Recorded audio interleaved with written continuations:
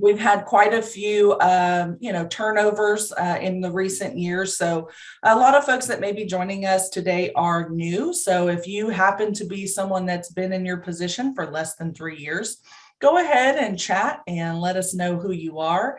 I'm just going to trust you all to self-identify and let us know what position you are currently in there at the local level. Today's PowerPoint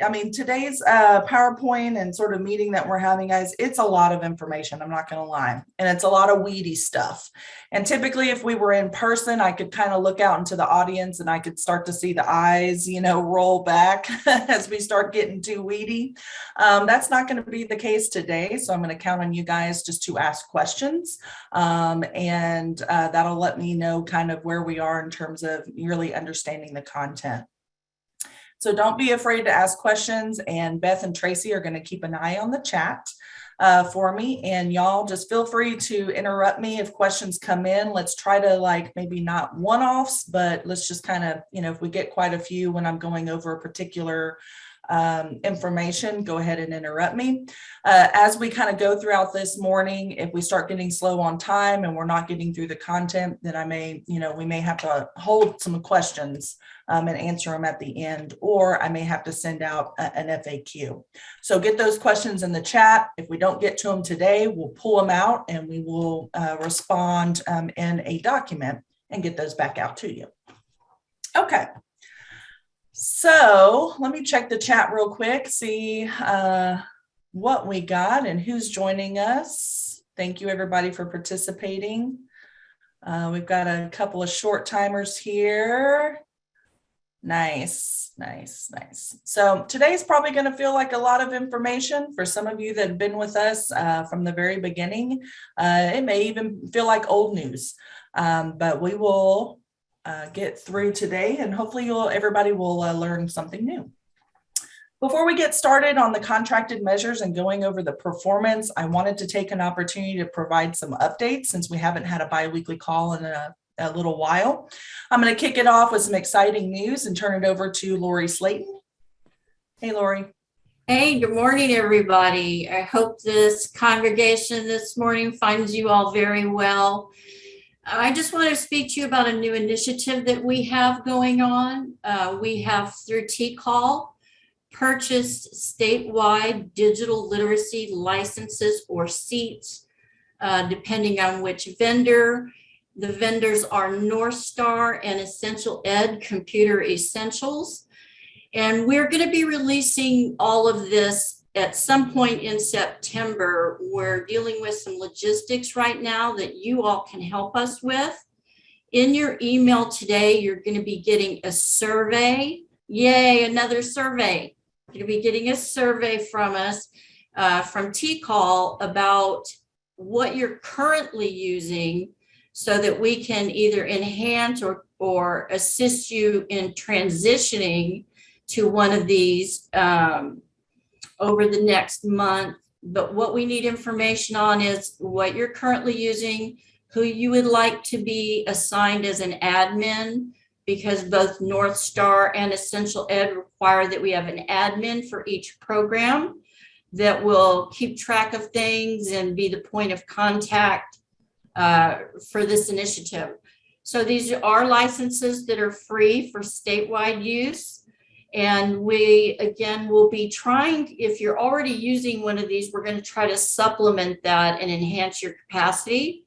If you're not using either, we're going to try to help guide you into which one might suit your needs best. There's a lot of training involved. And once we get a handle on who the admins are, who the contacts are, we'll be sending out information on the training as well. So we're not prepared to take a bunch of questions on this just yet. I just wanted to let you know what was going on and to keep an eye out in your email for more information and for that survey. Survey is going to be real important for us. So I hope you all will all participate. And that's all I have for that. Thank you. Awesome. Thanks, Lori, for the update and the exciting news. So more resources for you guys there locally to utilize for our students. So always a good thing. A couple of other updates that I have. I wanted to provide you with where we are on the targets for this year. So on Tuesday, a couple of days ago, the commission approved our legislative appropriations request, which is our LAR targets. This includes performance targets that will run from 2023 all the way through 2025. So we sort of bring these forward and we put these, for a couple of years kind of at a time, which really just flags to our legislature, what we're planning on doing with the program. Some of the things that you will see and learn more about when you get your target negotiation tool is that we got approved for an increase in cost per. Now, as we are going through today's meeting, I want you guys to kind of take that and really think about some of the things that are requirements for being successful in this program from a performance standpoint and a contracted performance standpoint, and really think about that cost per. Obviously, we're in a situation right now where inflation is playing a role. Many of you have come to me and said, hey, I can't get teachers hired because the ISDs are, paying, and we've got to be, up with the market as well.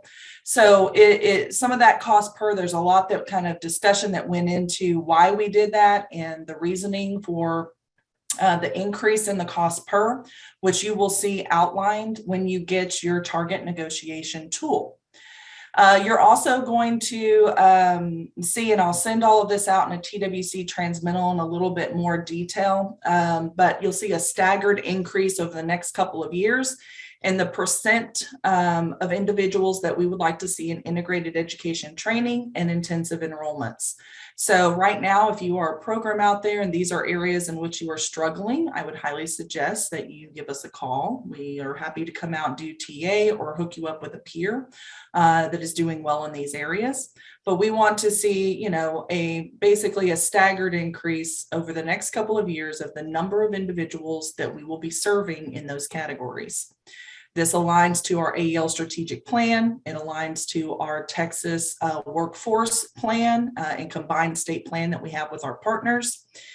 Also, we have updated negotiated targets with Octave. So every year we go with Octave, who's our the federal administrative entity that we get our funding from, the Department of Ed, and we have to negotiate targets with them. So those, of course, get passed down to you. You're welcome. We'll be going over some of those today in a little bit more detail as we get further along into the actual contracted measures and what those are going to look like. The other update on this is for the enrollment target negotiation tool. A couple of weeks ago, I had told you guys that we were delaying sending that tool out because we were waiting on this LAR to get approved. The reason why we wanted to wait on that is because we wanted to be able to apply this new higher cost per for this year's target. So we needed to wait until that higher cost per was approved by the commission. And that way we can now attach it to the negotiations for this year. Okay, for those of you that are new and maybe have not went through this process before, basically the target negotiation tool is we send you an Excel document. It has your allocation mapped out in there, and you get to tell us how you want to spread that allocation across 3 different enrollment groups. One, which we refer to as basic, which we're changing in the future to popular, but basic, and then integrated education and training, and then intensive services. And you get to kind of play around and say, this is what we're planning for this year and how we're going to serve individuals in our local areas. Now, this target negotiation tool is also going to include any carry forward balances from last year that are still remaining.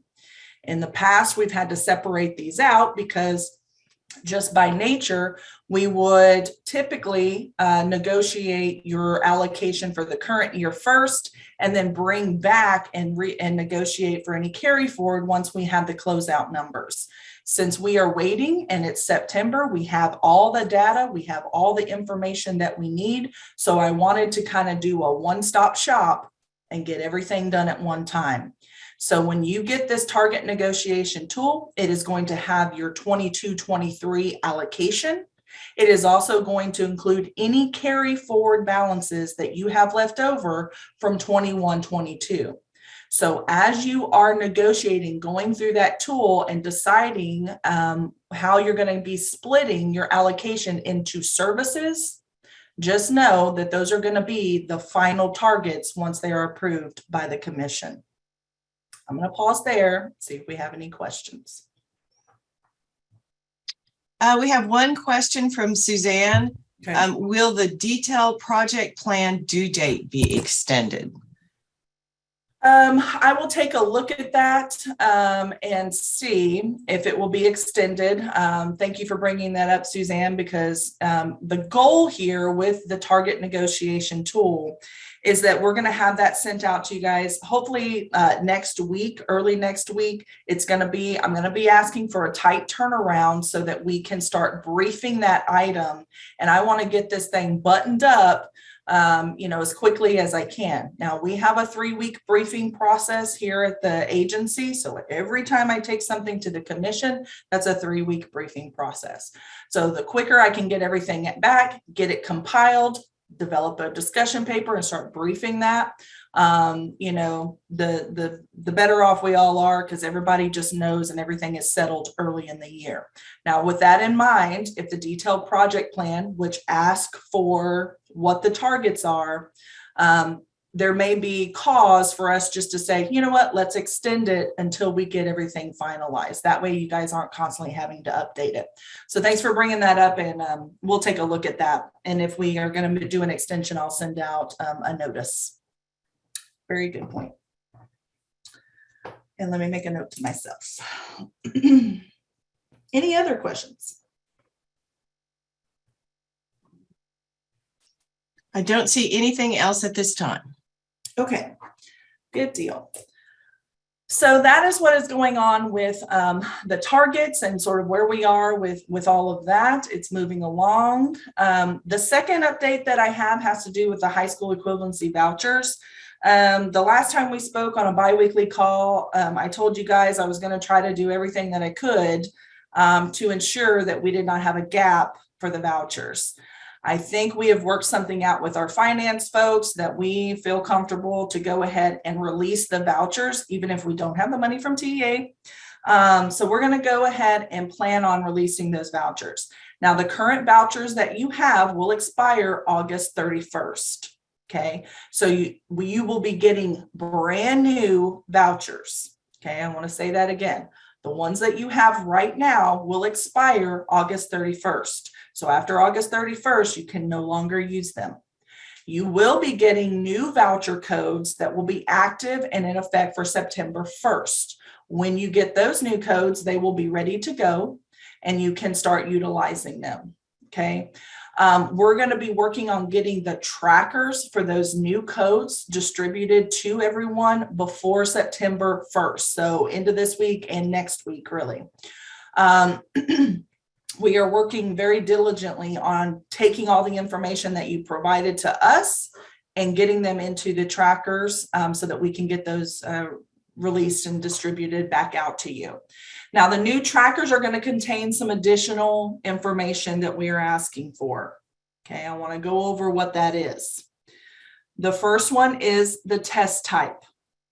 Is it a retake or is it a regular? Test format. Is the individual going to be taking an online proctored or computer-based high school equivalency test? What is the test subject? Reasoning, language arts, mathematics, science, social studies, and then the voucher amount, right? And the cost of that test is going to be based off of the test type and the format. The reason why we're asking for this is because we need to have a better sense of who's getting vouchers and what are they getting vouchers for, right? And those are things that you guys should be collecting as before you're giving out vouchers at the local level, because we're making them go through a pre-test. We should be knowing what they're going to want to sit for, and it helps to just create some control over. We're just not giving out vouchers, throwing them up in the air and saying, hey, everybody gets a voucher. That we're really being diligent and taking our time and working with the student to say, What are you sitting for? What type of test do you need? What's the test subject? All of those things, which you guys probably are already doing. We're just going to ask that you now collect this information on the voucher tracker. As a result of that, Teams has also been updated to reflect, or will be updated. It's not updated yet, but it will be updated to reflect these additional elements. Another reason for that, particularly related to the cost of the test, is, as you know, in the language and in the legislative bill that was passed, it was very explicit that a student can only receive the cost of one full exam. Well, that's very difficult to track if it's not in Teams, and that all grantees don't have access to it. So if a student goes from San Antonio to Houston or Houston to Dallas, and everybody is providing those students with vouchers, we weren't having any way to really allow everyone to see those services and what the student essentially had spent towards that full cost of the exam. So we're going to be collecting that information in Teams, and that way everybody will be able to look in the student's profile, and they'll be able to see the total amount of funding that has been spent on that student. I'm going to pause there, see if there's any questions. We do have a couple of questions. As far as specific to vouchers, we have a yay, thanks and gratitude from Brenda for trying to get the vouchers active by September 1st. But to go backwards, Kathy had a question. If we thought we could generally do more enrollment, could our allocation be increased? It's a good question. So every year, and you guys probably are aware of this, every year right now in the rule language, we start looking at opportunities to deobligate and reallocate funds in October. And that is what is in rule. So we're kind of stuck with that. So in October of every year, we start to look at, is there an opportunity? Do we need to deobligate funds and move those funds around in the state for others that may be able to, utilize them? So that process will start in October, Kathy. And, we talk about this on the biweekly calls. I'm usually very transparent with you guys. It's not meant to be a secret or anything like that. So we will start that process in October. And so if there will be funds that start to get shifted or moved, it will be after that date. All right. And then we had a question from Kim. Did I understand correctly about targets? Commission approved August 23rd, and then there's 3 weeks period before we get our target tool. I'm sorry, I may have misheard. So the commission approved the legislative appropriations request target. Those are LARs. That is what TWC owes to the governor's office. We take those targets and then we use that to build out the contracted targets for you guys. So the ones that were approved on Tuesday, those are targets that the agency has with the governor, basically. The contracted targets, of course, get rolled down to you. So those individual enrollment targets, those are what you'll have in the target tool.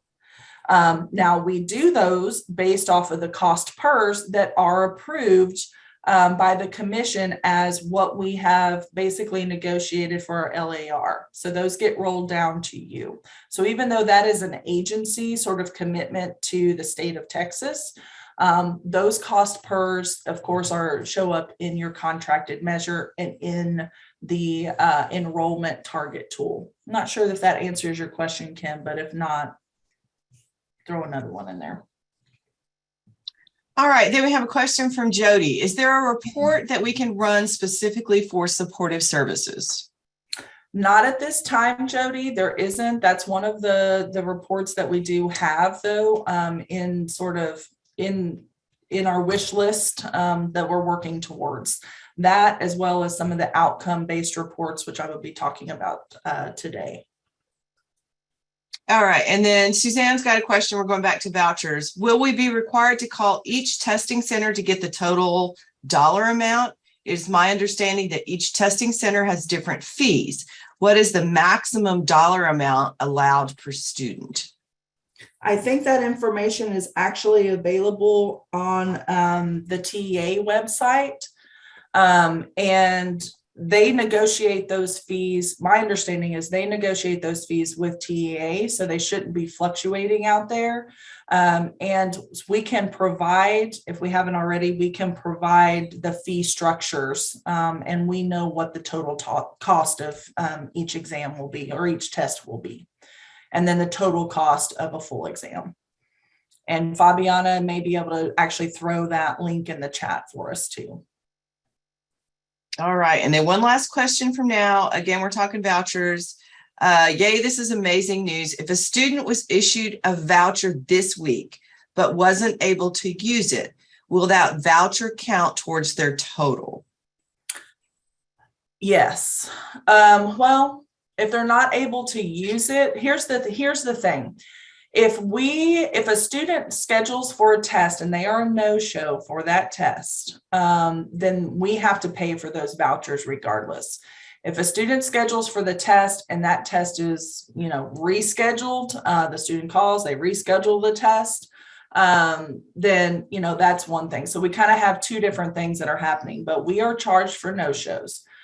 If the student the vouchers that you guys currently have right now, the students have to take those tests by August 31st. I think that's the way that we have this written into our contract right now with GED.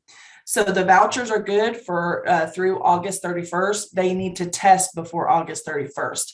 If they're not going to actually sit for the test until after that, then I would wait and issue them one of the September 1st vouchers that you're going to be getting. All right. So Susan had a follow-up. So if there's no appointments and they don't use it, we should delete it from supportive services? Yes. If they haven't used it and they're not going to use it, then don't put it in the supportive services. That's correct, Susan. You should be able to go in and delete that. Or update it if you're going to reissue a new voucher after September. Okay. That's all for now, Mahalia. Okay. Great questions as always. The last thing I think this is the last thing. Oh, no, there's one more. The last update. So is a Teams release. This is tentative for 8/31, but guys, I just got an update and it's probably going to be a little bit longer than this, but I want to go over some of the things that are going to happen in the next Teams release, whenever that may be. It may end up being the middle of September. So I'm going to go over these pretty quickly here. We are going to add GED ID and certificate ID as search items on the participant search page. That is both a good thing for us here at the state level. We get a lot of questions related to the vouchers and, the outcomes of those vouchers. So sometimes it's easier for us just to search it in that way. Modify the support service for the HSC voucher related fields. That's what I just went over with you guys, those additional fields that are going to be added into Teams, which will be added to your tracker. That is going to be happening. There has been an exception error that many of you are getting for the HSC voucher for non-AEL students. This is some kind of weird thing that's happening in Teams, so we're going to fix that. We're going to remove the references to the pre-service hours in staff development. Fix the exception error that occurs when editing the admin memo page. That's really for us. Right now, you may notice we haven't been able to update the admin memo page. And then the big one is probably remove the type 1B measurable skills gains that were entered prior to the period of participation last service date. We'll go over this in more detail. You'll kind of learn more about this, I think, as we get into our contracted measures. But basically, right now in Teams, there's nothing that prevents you from entering an educational enrollment in Teams. It automatically drops it into the MSG table, regardless of whether it would actually count. So that creates discrepancies. It creates discrepancies on your part because you're thinking an individual has earned an MSG when in actuality, maybe they have not, because it doesn't meet the criteria for that particular measure. So I'm going to give you an example.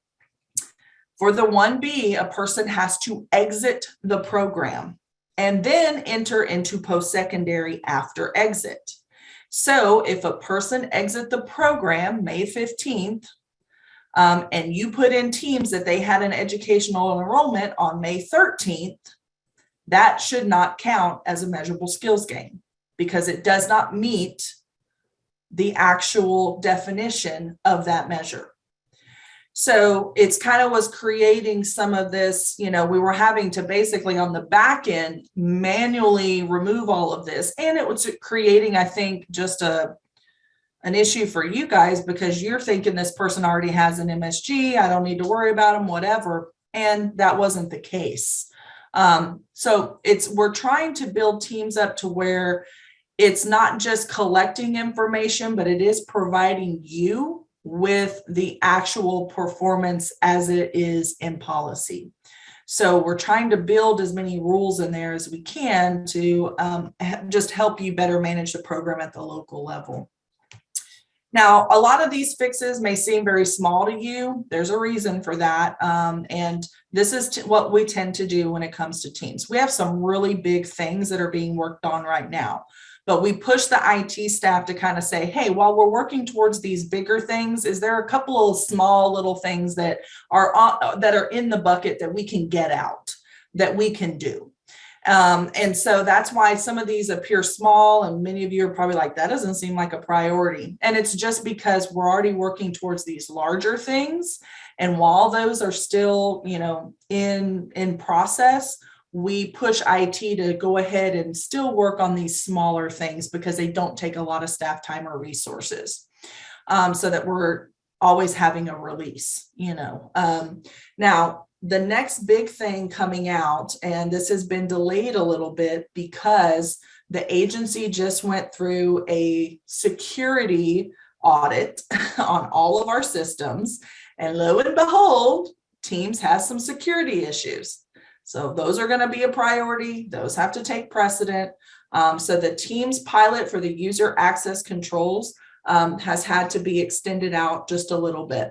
So I wanted to thank everyone who volunteered to participate in the pilot. When that comes out, I just wanted to let you guys know we're probably looking closer to end of October, November for that rollout.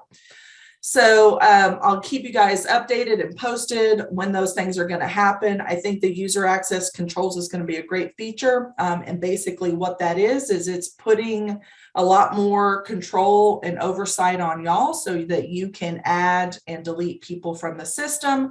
You can make sure that, they have their P41, all of that, so that we here at the state level take on more of an auditing role and less of the gatekeeper role when it comes to access. So that's going to be pretty exciting. So, because there's a lot of there's a lot involved in getting someone access to the system. And now you can have local procedures and be able to do that yourself in the future. So, okay. So that is that. The last update that I have is in regards to Tableau. So we rolled out phase 1 a couple months ago. I hope you guys are going into Tableau, that you're using Tableau.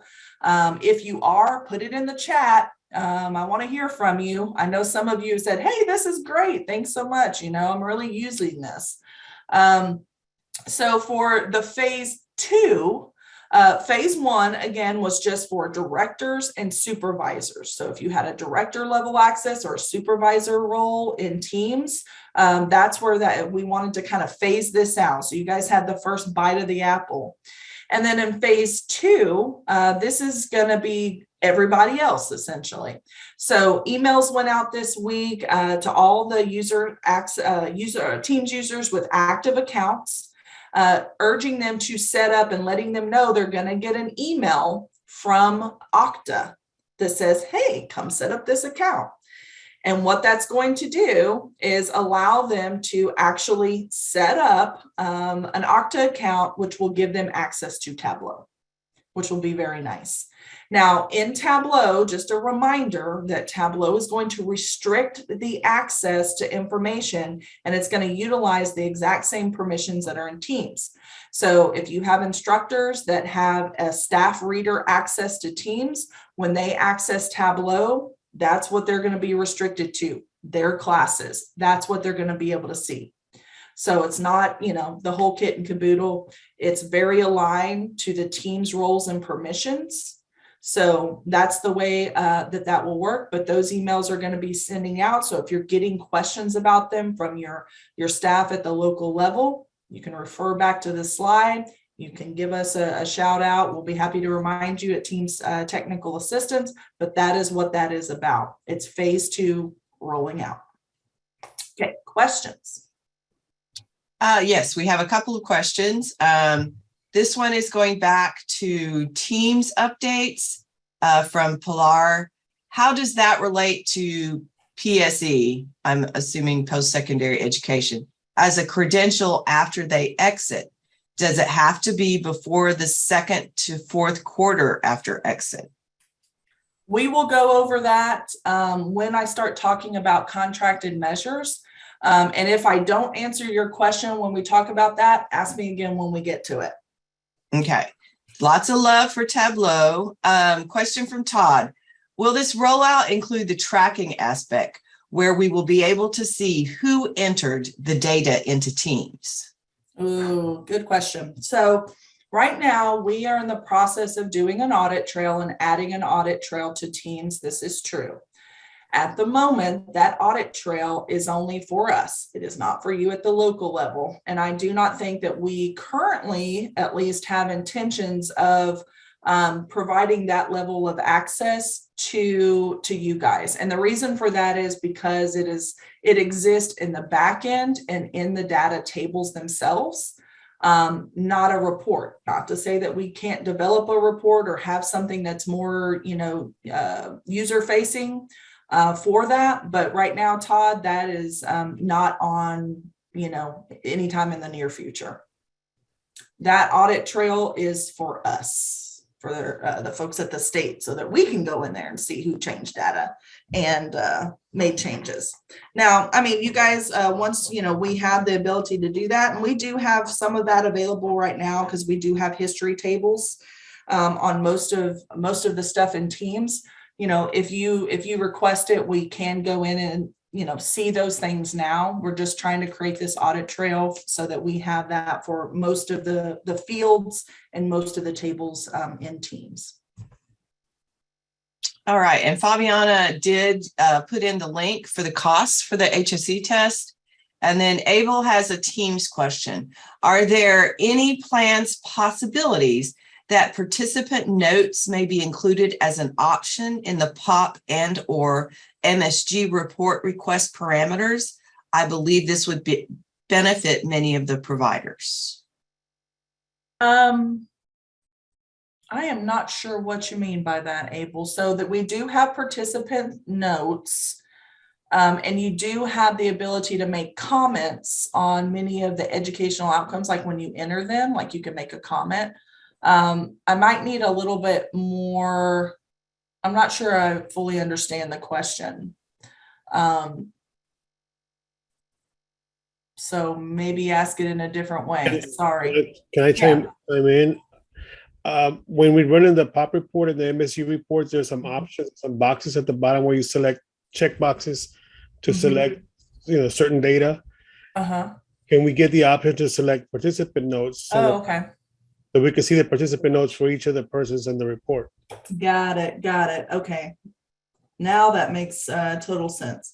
Yeah, and Abel, if you want to send that in, we're kind of keeping a running list. So Rayanne, Springer, and Blanca, it's, we're moving towards, we have to plan the team stuff out like a year in advance. But on the side of that, we're right now looking at reports, right? What additional reports we want, what reports we currently have that we want to modify. You guys may remember last year, kind of put this out there and said, I had a Teams work group where I was kind of saying, okay, what reports are currently working for you? Which ones do we want to modify? What new reports do we need? So we have that information. So Abel, if you want to send that in, we can add it to our ongoing kind of reports list. So when we get into the development of those, we can keep things like that in mind. Okay, thank you. Okay, thank you. Mahalia, let me also add really quickly, when you ask for participant notes, you're going to kind of have to tell us what you want. I mean, it could be that you've got 10 participant notes, you know, for the participant over a 3 PYs. You know, we would need to know, I want to see all notes, or only notes for the PY, or only notes that fall within the start and end date of my report, or because those can get kind of long. I mean, I think they're up to 500 characters each. And if you enter multiple of those, you're talking about each row potentially being really tall. Right. So kind of give us what you're looking for when you're asking for participant notes. I mean, it sounds easy, but it may not be. I mean, it may be easy, but it might be messy. Good point. Good point, Reagan. Good point, Reagan. Okay, and then we had one more question from Donna. Is there training for Tableau? Ooh, well, I think there can be. So depends, I think, on what level of training you want. So we did, or the Tableau folks, not us, did a canned sort of walkthrough of the report when we first started it. I'll be happy to share that again with anybody. And then they are happy to do additional trainings for us. So if that is a need and you guys would like for that to happen, I can definitely make that happen, and we can schedule a webinar like this and record it. If you want to send in some kind of specific things maybe about Tableau that you're really interested in learning more about, I think that would help to just beef up and let us know the content for future trainings. But yeah, that's a possibility for sure. Okay, that's all the questions at this time. All right, perfect. So of course, that took a little longer than I thought it would, but here we go. We are going to dive into some contracted measures. So for the purposes of today, if you are familiar with the AEL Performance Guide, some of this is going to be very familiar to you. If you want to follow along with us on the Performance Guide, you can go ahead and pull that up. If you have a second screen and you have a browser, go ahead and pull that up. If you don't want to type out all this information, if you just Google TWC AEL Performance Guide, it'll probably pop up for you. In the actual slides that I'm going to be using today, I've tried my best to kind of correspond to some page numbers in the Performance Guide so you can kind of keep pace with us.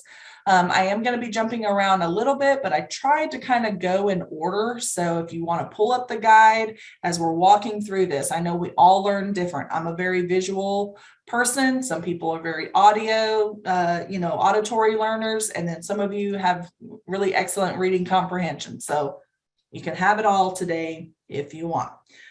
So go ahead and pull that up if you're interested. And we can throw the link to the performance guide in the chat as well. Fabiana, if you could do that, that way people can just pull it and click it and pull it on up. Okay. So before we get started, you're going to see this slide throughout today's presentation. You're going to see it multiple times. So we basically have kind of two buckets of contracted measures. One is program year based measures. The other is period of participation based measures. In your program year based measures, it means these are measures that you have targets that you have to meet within a very specific time frame, which is the program year. It runs from July 1st through June 30th. Under those program year measures, you have your enrollments, which includes all your sub-targets and measurable skills gains. Under your periods of participation, which are exit-based measures and get reported in quarterly, you have your credential rate and then all your employment measures. These are the things we're going to be talking about and kind of walking through today. Okay. The first thing before we get into the actual measures and what some of those numbers look like, I think it's important to establish what is a period of participation and what does all of this mean? Because whether we're talking about a program year, or an exit-based period of participation measure, we're only talking about individuals that meet 12 direct hours that will be included in any of those measures. Anyone that doesn't have 12 direct hours isn't included. And we're going to go over a couple of examples. Once they get to that 12 direct hours, we now refer to them as participants. And that term has a big meaning to it. Participants will stay in what we call a period of participation until they exit. Exit occurs 90 days without any participatory services, right?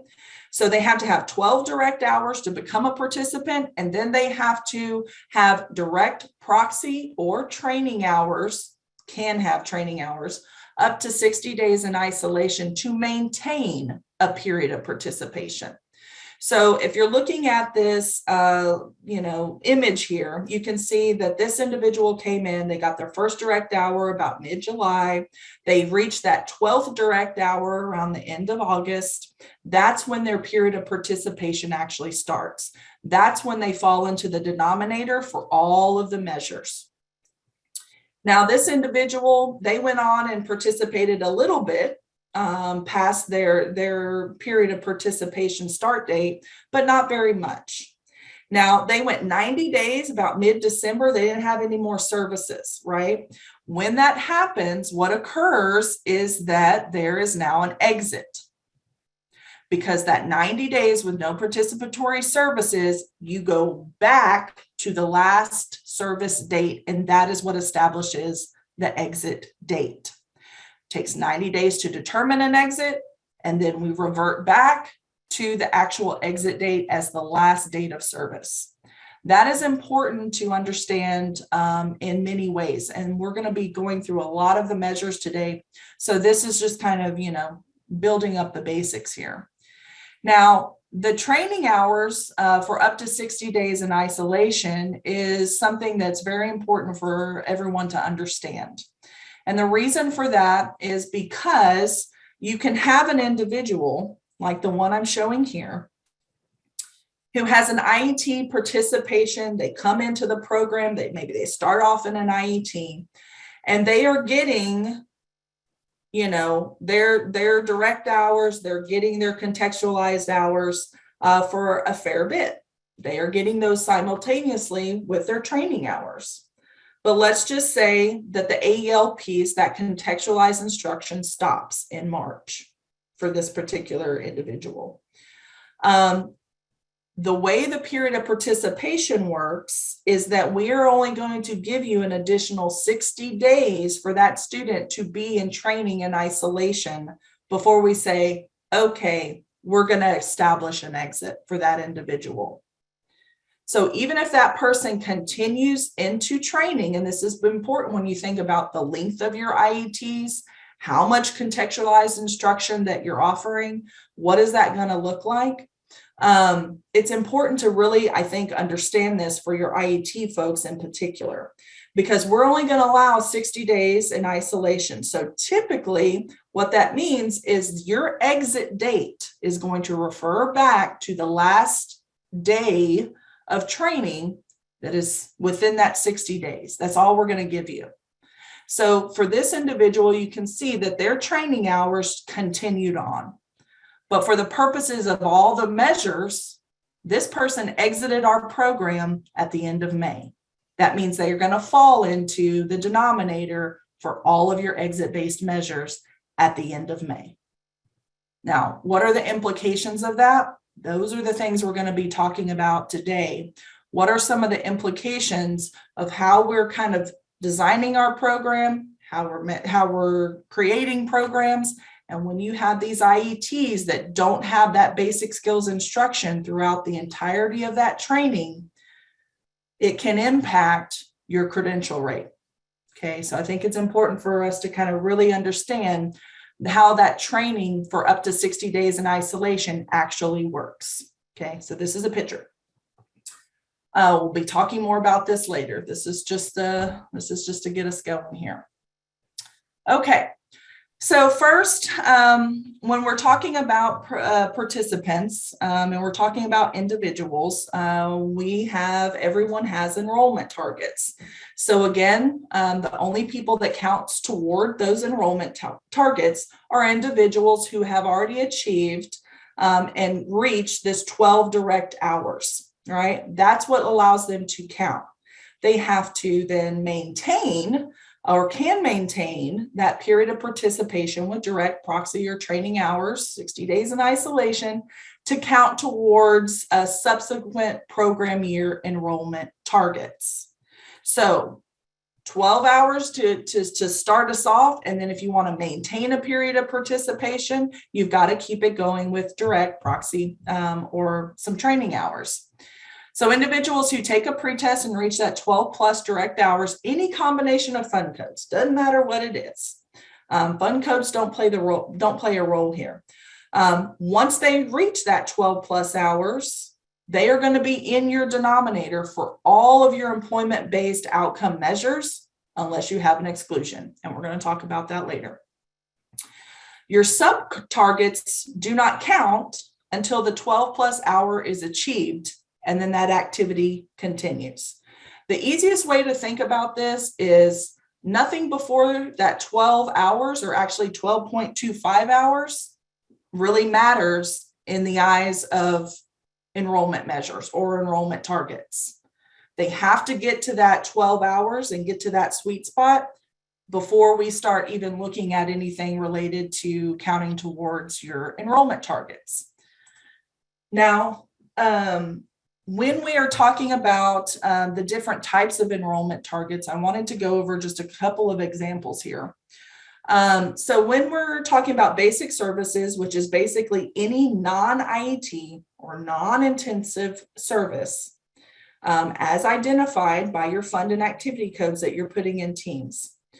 When you think about what you know right now, and I'm looking at the example that we shared earlier today, just a few minutes ago, talking about a person's individual period of participation, when would this person show in your NPR or your performance reports as an enrollment?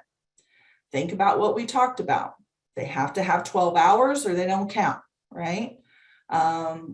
So when is this person going to show up in your NPR or performance reports?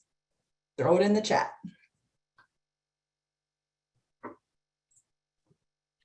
While we're waiting on responses, Mahalia, Kim did have a question going back to our IET and workforce training. To avoid this 60-day isolation scenario, we can just continue AEL support in some way, right? To simplify everything for us and to continue to support students through the entire workforce training. That is correct. And that is definitely what we recommend. Because if not, then the person is going to exit and they're going to fall into all your exit measures, including credential. So let's just say you have a person they're doing a level 1 certificate. You provide them with, a month, 2 months worth of AEL, but they continue to be in that training program for another 12 months. Well, that quarter 2 after exit, that quarter 4 after exit, and that credential measure start from the time we say they exited, regardless of whether they're still in a training. So yes, it makes much more sense that when you're building your IETs, that you are building those IETs to provide that contextualized support throughout the entirety of the training in some way to keep that period of participation open. Good question. Okay. So in the chat, some guys are saying end of August. Yes. So for this, let me see, is there any other, looks like most of you got this right, end of August, that's right. So because of how our data works, which you guys are very aware of, so our NPR reports are always like a month behind, right? We have to wait for you to do the data entry, then we run the reports. So for this individual, when you get your August NPR, which you will get in September. But when you get that August NPR, this person will now show. They're not going to show in your July NPR because they haven't reached that 12 hours yet. Once they reach the 12 hours, that's when you're going to see them show up. So good job, everybody. Yay, August. Always forget what I put in here. So let's talk a little bit more about sub-targets, because it does get a little bit more complicated with your sub-targets. So period of participation must be established first. We went over that. Then the sub-targets can be counted. Okay. So for example, a student, using the same example we used before, if a student begins a period of participation in IET activity and fund code, when will this student show in performance as an IET enrollment? When is this student going to show in performance for an IET enrollment? Put it in the chat.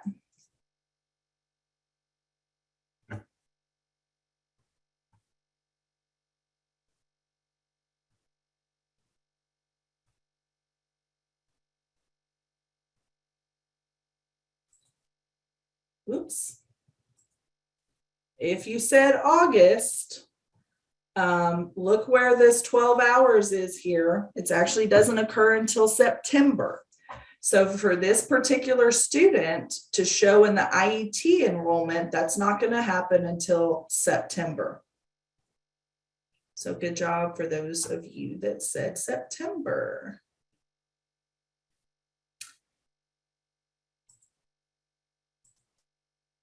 Now I want to give you a second example for the sub-target. Let's just say you have a new student, they receive 6 direct hours under an IET fund code, right? When they started, but then only training hours. So they got 6 hours of that AEL basic, contextualized activity, and then they had nothing but training hours. This student does not establish a period of participation. This student would not count towards any of your enrollment targets for that reason. And the reason is because you have to have 12 direct hours, any fund code, to be counted towards any of the measures, including enrollment. Because this individual only had 6 direct hours and then they went directly into training, they would not count towards any of your enrollment targets. And we do see examples of this. That's why I put it in here. We see examples of, like basically a start with very few of those direct hours that are happening early on in an IET, and then nothing, right? So if you don't get those 12 direct hours to establish a period of participation and establish them as a participant, they're not going to count towards your enrollment targets. So let's do another example. So let's say you have a new student that has 6 direct hours in an IET activity code, which you're going to see here in blue. And then they switch to basic AEL AFLA. We see this too in the data. So they switch to basic AEL AFLA activity code. What target will this student count towards? Now think about this. This one, it may trip you up. So look at it again. So new student has 6 direct hours in an IET activity code. And then they switch over to the basic AEL activity code. Will this student count towards a target? Let's assume they have 12 hours, 12 direct hours in total. What targets will they count towards?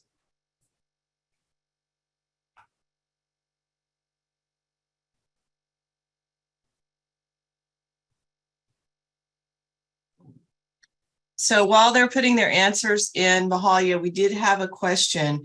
When the 12 direct hours are reached, will the training hours start counting as well?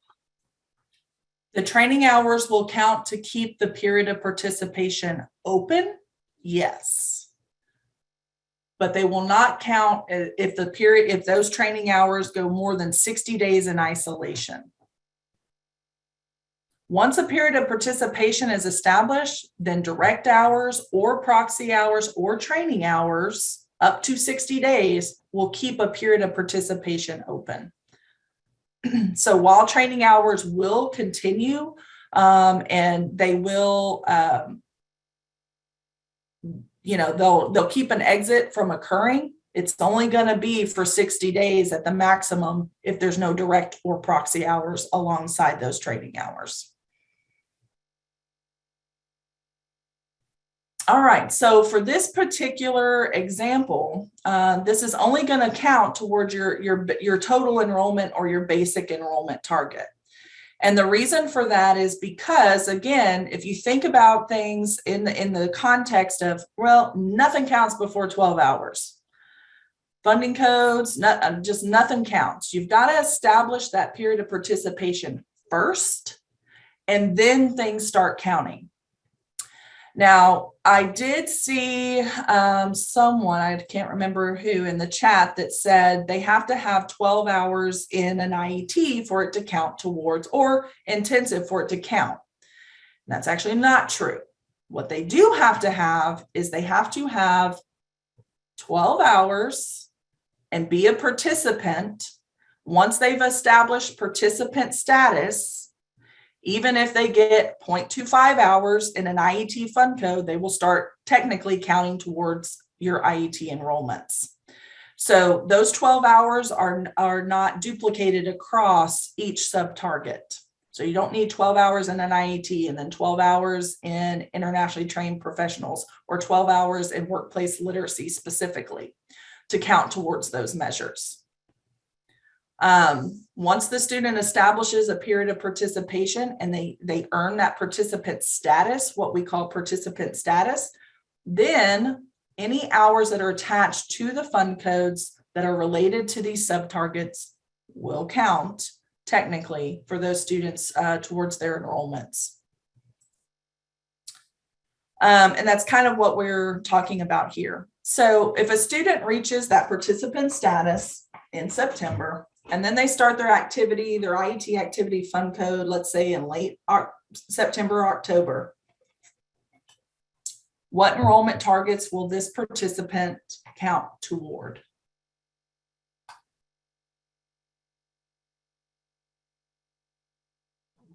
So Wendy said, what if this person has 8 hours in basic and 4 hours in IET? That's totally fine.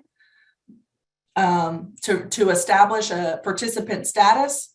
What happens after that 12th hour is what matters in terms of counting them towards individual sub-targets. So what is the answer to this? So I got IET and basic, both. Both. So this particular student, because they have 12 hours, they're going to count towards the total enrollment because they've established a period of participation and became a participant. They have 3 hours in an activity code. So they're also going to count towards an IET. Now, when will you see this individual count towards your IET? When you get your NPR. You're not going to see that until October or September, actually.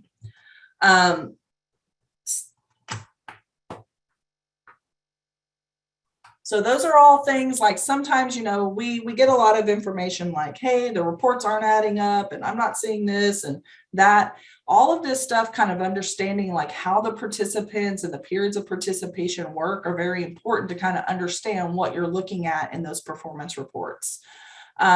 Because it's things, it's things like this that help you to kind of backtrack and say, okay, well, they really didn't start that IET until this day. So I'm really not going to see that participant in the performance until those hours attached to those specific fund codes really count.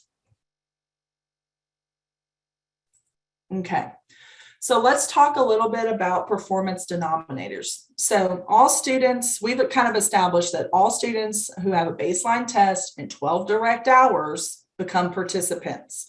Once they are participants, they are in the denominator for everything, right? Measurable skills gains, employed or enrolled Q2 after exit, employed or enrolled Q3 and 4 after exit. They're also potentially in the denominator for the credential.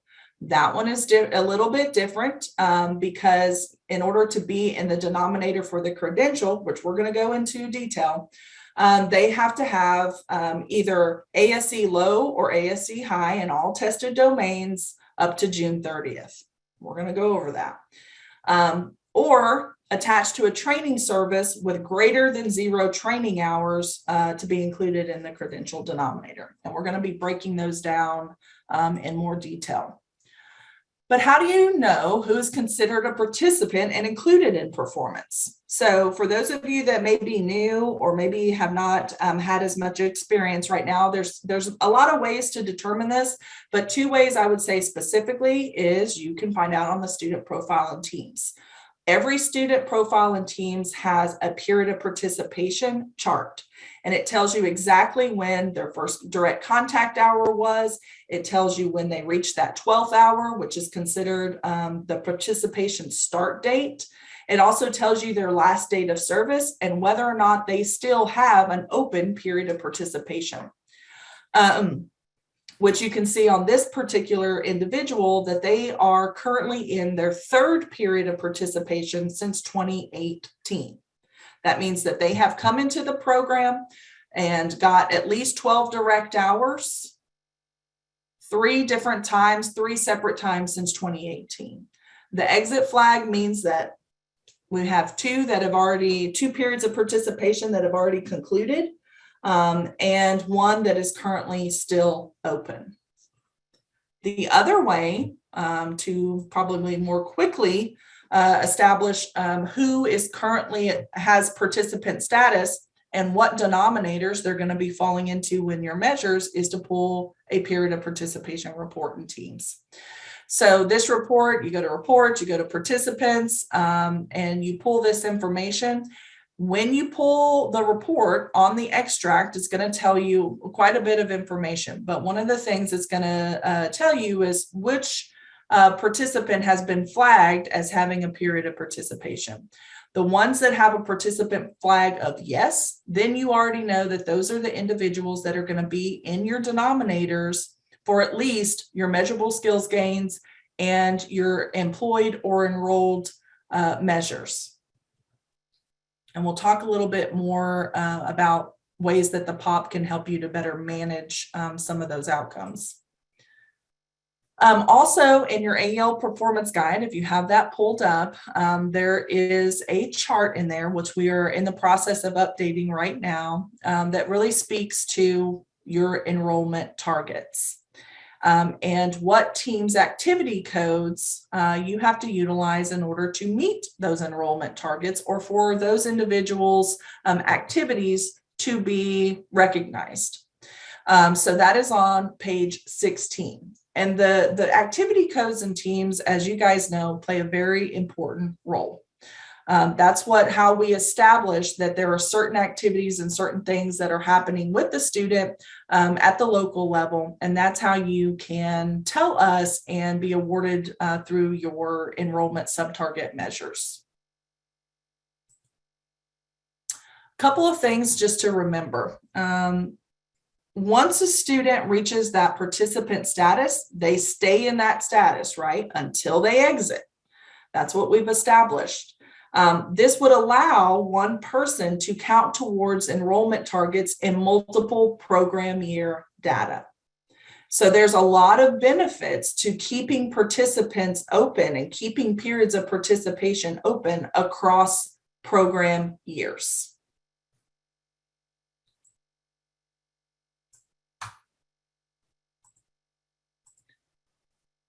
So when it comes to periods of participation in your enrollment targets, I think most of you probably know this, but having year-round classes and services really helps to keep those periods of participation open. If you're currently on a schedule where you end classes at the end of April and you don't start classes until August, and there's no opportunity for students to essentially have services for that length of time, you just threw everybody into every denominator, right? For these exit-based measures. And there's an impact to that. So we're going to be talking about that more today. So keeping those POPs open also helps you just to meet those enrollment measures much earlier in the year. So I want to provide just a couple of examples. So here's an example of an individual. It's a participant in 2 program years. They have 1 period of participation, right? So for this particular individual, because they have gained and are continuing service across multiple program years, they will count both as an enrollment target in program year 1. They will also count towards the enrollment target for program year 2. Just simply because they have access to services and their period of participation is open. We don't have to reestablish that 12 hours every program year, as long as you are keeping that period of participation open. So this is where we kind of talk about how program management decisions can impact performance. So right now, if you are currently working on a cycle or a program cycle, or maybe you're ending your classes at the end of May and you're not starting those classes until the middle of September, that is more than 90 days without any services for students. So you are essentially forcing an exit on all of those students, which means they are now going to go into all of these exit-based measures we're going to be talking about today. And so program decisions like that can have a real negative impact on your performance. Because once that exit is established, they're going to fall into all those measures. And when they come back, guess what? They have to reestablish that 12 plus hours, because now it's a whole new period of participation they're starting to establish. So not only are the students going to fall into all your exit-based measures, when those students come back and you start classes in the next year, they will not count towards your enrollment until they reach that 12 hours again. So those are some big implications, and largely those are just kind of based off of the local decisions that are happening. Okay, so best practices. I want to talk about, procedures that kind of matter. As we continue, and we're going to start getting into more of the outcome-based measures, which includes both measurable skills gains and exit-based measures. There are a couple of things that are just, recommendations for us. These are the things that for individual programs that have been very successful, these are things that they have implemented. Record all student outcomes in teams. Just put it all in there. Everything. Every time a student, makes an MSG, every time they earn a credential, every time, you find out information, use the participant notes. Put everything in the system. The system will help to decide what counts and towards what. The reason why we're building the system to do that. It makes it easier on you if you can just, train staff and train instructors and train everybody to just say, hey, every time the student does something that meets this criteria, put it in the system. Year-round services, like we just went over, that keeps the periods of participation open for the students who are planning to continue, and you don't have these long gaps in your service delivery. Track your exclusions in teams. We're going to talk about exclusions at the very end of the day today, but track them in teams. This is something I feel like is being very underutilized in our program right now. So I want to make sure that everybody understands the opportunity that they have for that.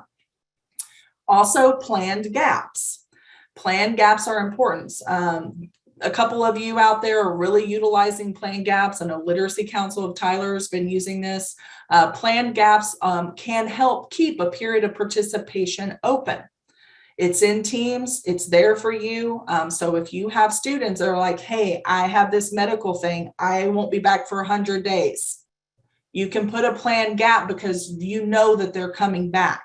So instead of that student falling into your exit-based measures or something else, you can actually put sort of a hold in the system because you know that student is coming back to services. So there are things in there to help, but you kind of have to utilize them.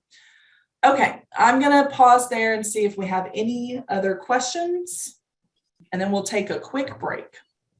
Yeah, we have a question from Jared. If students lose participant status due to the 90-day rule and then return and reestablish a new 12 hours, do they count in all relevant denominators twice? If so, do they also count as a participant twice for total enrollment? Good question. And the answer is for total enrollment, no, because total enrollment is an unduplicated count. For your exit based, the answer is yes. Every time a student exits the program, and we'll talk about this, and I have some examples of this, every time they exit, they fall into an exit based measure. So those exit based measures really are quarterly measures, and that's how we should kind of think about them. So those are quarterly measures, and they technically could be in there more than once. Okay, and then from Susan, proxy hours keep them from falling into the gap, correct? Proxy hours will keep a period of participation open. And so Susan, I'm not sure if you're thinking about planned gap. So proxy hours, like you can't put in a planned gap if you have them in DL and they're getting proxy hours, because that would still keep a period of participation open. And so a planned gap really isn't necessary. And then from Suzanne, are we required to have documentation in the student's file for a planned gap? Yes, yes, you are required to keep that. You can upload it into Teams. There's a feature for that, or you can keep it in the student's file. And here's the thing, this is something I want to say, and I've realized now after starting this that I didn't probably spend enough time on this. Many of you have been going through the data validation. So as we're talking about all of these measures, and we're talking about credentials, and we're talking about putting employment or enrolled in post-secondary and all of these things into Teams, there's a documentation piece that is required for that. We have an AEL letter out right now that goes through what's called source documentation. And that means when you put something in Teams, then there's an expectation that there's going to be something in the file that supports you reporting that information. However, if you were to look at the data validation letter that's out there, what you'll notice is that there are source documentations that are simple as a participant note. So it doesn't always have to be this long drawn out process. If you have a person that is doing follow-up and they are calling people on the phone, they're like, hey, I talked to Jane on this date, and Jane told me she was working at blah, blah, blah. You know, there are some instances where just having a phone call and having a person and putting a participant note is acceptable source documentation. So make sure you understand that AEL letter and what is the required source documentation for everything that you're reporting in Teams. I think that'll kind of help out a little bit. Okay, we have a question from Jeff. Are you saying that students who continue services across program years will automatically be considered a participant when they go to class in July, as long as they haven't been gone more than 90 days? That is correct.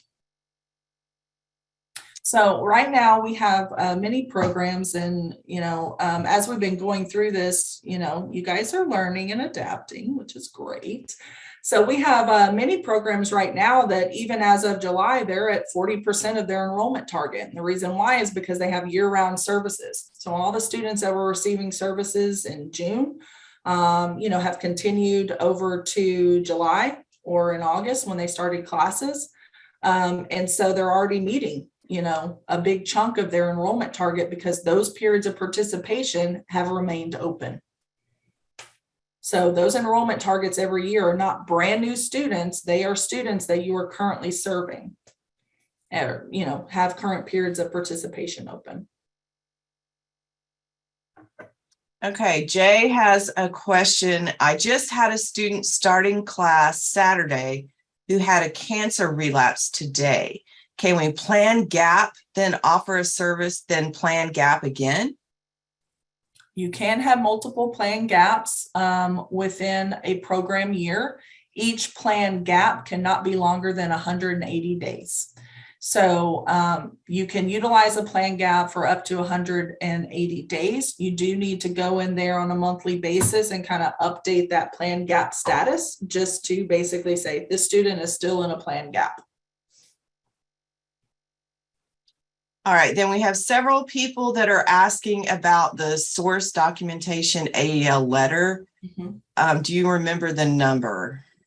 Ooh, I want to say it's 0421, but Fabiana can throw it in the chat.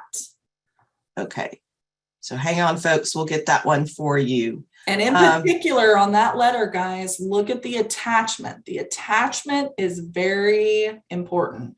The attachment is what lists out every single little measure, every single little thing that we report, and then it tells you the source documentation that would meet the data validation requirement for each of those elements. And then Kim had a follow-up question to Jeff. And this was talking about being a participant starting classes in July. They just need 1 hour in the new year, right? 1 hour in the new year to do the period of participation. And technically, we always say 1 hour, even if it's 0.25 hours, it will continue that period of participation. All right, and then Glenda asked a question. If it is a new student though, and not a participant yet, will the plan gap really help with anything? I think that was in reference to Jay. Oh, good question. No, not particularly. So if they come into the program and they haven't reached participant status yet, there's no reason to utilize a plan gap. It's not going to hold those hours over or anything like that. Really good question. Oh, Ray says that it is already a participant. Okay. He or she is already a participant. And then Fabiana did post the link to the AEL letter 04-21. Hey, look at that. I was right. It's a miracle. We got a lot of letters. Yeah. Okay, that's all I see at the moment. Okay, perfect. All right. Let's get going. So the next couple of sections here, hopefully you guys had a good break, went and got some coffee, stretched a little. The next couple of sections here that we're going to be talking about, we're going to be going back and moving on to our second program year-based measure, okay, which is measurable skills gains. If you're following along in your AEL performance guide, I believe this starts on page 17.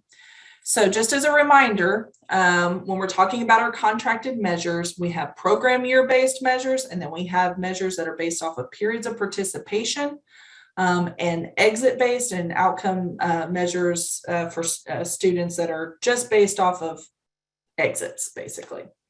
So we're going to spend a little bit of time talking about measurable skills gains. Now, most of you, unless you are super new, probably know what all the different types of measurable skills gains there are. So we technically have 5 different types, although the first type has kind of 2 parts, but we do have 5 options for measurable skills gains. Now, some of these options are a little more restrictive than others. And if you want more kind of detailed information about that, we have lots of TA and PD out there. I'm not going to go into each of these, but essentially, when we're talking about measurable skills gain, we are saying that individuals that reach that participant status, and it doesn't matter when they reach participant status, they could reach participant status June 15th. And if they reach participant status June 15th, they are going to need to have a measurable skills gain in order to count for you in that year. Now, that is not a TWC thing. That is a federal government thing. We have been fighting it for 8 years. Because obviously, if a student reaches participant status in September, they have a lot more time to get a measurable skills gain than someone that is reaching that status in June. But it is what it is, and I want to make sure that everybody kind of understands, the way that this works. So these are the different types of measurable skills gains that a student can earn. Specifically, type 3, 4, and 5 are kind of regulated to individuals that are participating in integrated education training, or IET, or workplace literacy services. So a type 3, 4, or 5 is not going to be something that you'll be able to enter for someone that is just in courses to earn a high school equivalency, or ESL classes, for instance. These are those 3, 4s, and 5s are really meant to tell us more about the outcomes related to an IET or your workplace literacy programs and working directly with employers. Okay. So for this year, I want to talk about educational functioning level targets, or your MSG targets, and how we basically come to the conclusion of what all the individual grantees' targets actually are. So for your educational functioning level targets, these are our negotiated targets with the Department of Ed. Here they are. Okay. So you have your ABE level 1 through 6, and then your ESL level 1 through 6. Now, when we are deciding and sort of settling on your individual grantee level measurable skills gain target, it is based off of a blended weighted average of all the participants in your denominator. Well, what does that really mean? Well, what it means is that we are calculating individual grantee performance. We do this based off of student case mix, which can change daily. Every time a person reaches participant status, that person has already been assigned to an EFL level because they have a baseline assessment. I'll talk about how that's established. And so that every day, that number and your target can essentially change, because as you're adding more people to the denominator, your MSG target can change. So I want to give you a couple of examples to kind of explain this in more layman's terms. So the more students, looking at these individual levels again. So if you were just kind of glancing at these, what you would probably come away with is that the ESL levels have higher targets associated with them. The ABE levels have lower targets associated with them. So if you have more students who fall into educational functioning levels that have higher targets, your target's going to be higher. So if you are a grantee in a program that serves primarily ESL students, you are going to have a higher target to meet for measurable skills gains. If you are a program that primarily serves ABE, ASE students, your MSG target's going to be lower. That's just how the weighted target works. So let's look, so as an example, and you guys can throw in chat, get our brains back working. This is an actual real life example. So for this particular grantee, do you think that they are going to have a higher or lower MSG target? And you are correct. So for this individual grantee, their target is likely going to be lower. And the reason for that is because most of the individuals that are of participant status in the program are falling under the ABE levels. And those ABE levels just in general have lower targets associated with them. How are participants placed in EFLs, right? How has that initial placement even occurred to understand and kind of know what targets you're trying to meet? Well, there are kind of two things that we take into consideration. The first is the initial test score. If the initial test score are staggered, or it's a solo test, right? Like in this example that you're seeing here. That is the first thing that we look at. What is the initial test score? Is there only one? We always look at the initial test first. So whatever that initial test is that you put in teams, if you're doing staggered testing, like this example where you're doing math, reading, and you're separating those things out, those things matter in terms of placement for the EFL. Now, if you are a grantee that stacks tests and you're performing like all of your testing, all of your content area test on the same day, then the lowest test determines placement. Okay, so in this particular example that I'm showing you here, what EFL level will this student be placed in? What educational functioning level is this student going to be placed in? If the initial test score, if tests are staggered, is considered first. All right, so the answer is level 6. So in terms of the actual placement of this person, it is going to be a level 6. And the reason for that is because these tests were not taken on the same day, and it's always going to refer to and default to whatever the initial test was. First test is what counts. So that initial test is the math level 6. So in terms of how we would report this person federally, they will fall on a level 6.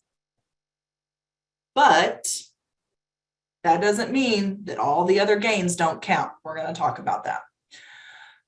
Now, and the second option that we have is multiple tests on the same day.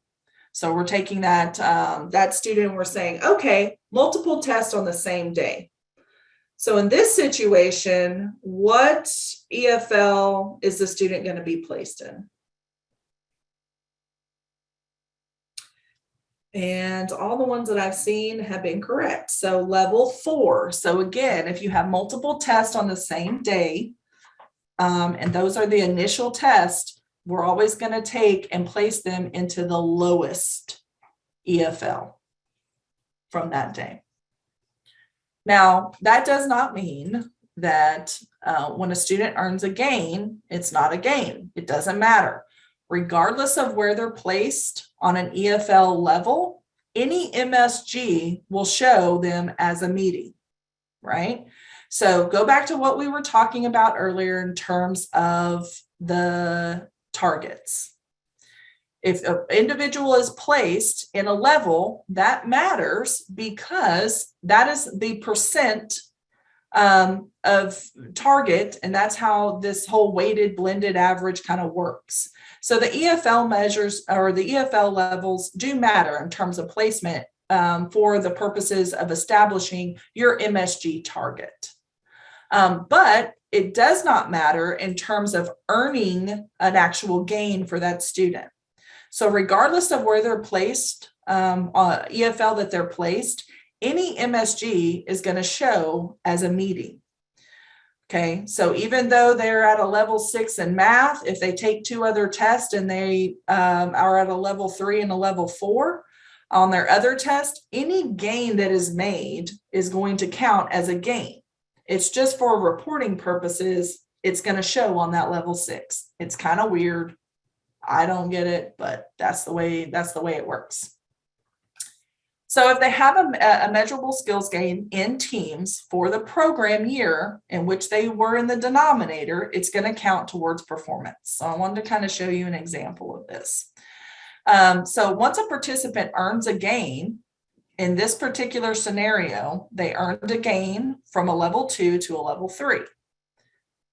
Even if they exit the program and they come back and retest, or they take a second test, maybe they continue on in the program, they get 60 additional hours of instruction, and then you retest them because they've reached that, test publishers recommended guidance in terms of testing, and you give them a second test, and on that second post test, they go down and they go back to a level 2. That gain that you made when they went from a level 2 to a level 3 is not lost. Once a gain is made, it is made. So we don't take that from you. We don't measure the beginning of the year to the end of the year. We do measure it by each individual pre and post test. Yeah, Lorraine asked a question. If a student is pre-tested in both areas, but a progress test is only given in one area, how will this affect the program through the year? I don't know how it'll affect the program. So if you give them a pre-test in 2 areas and you only post-test them in one, And let's just say that person makes a gain. There's nothing, there's no requirement that you have to post test in every single area that you gave them a pre-test.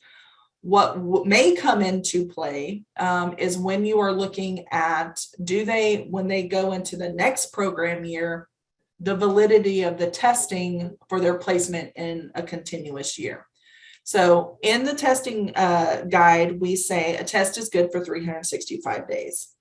And because of that, if, you guys are not, post-testing based off of your pre-test and all that stuff, that could come into play, meaning they just don't have a valid test when you start the new program year or something like that. So how many measurable skills gains does a student need to earn?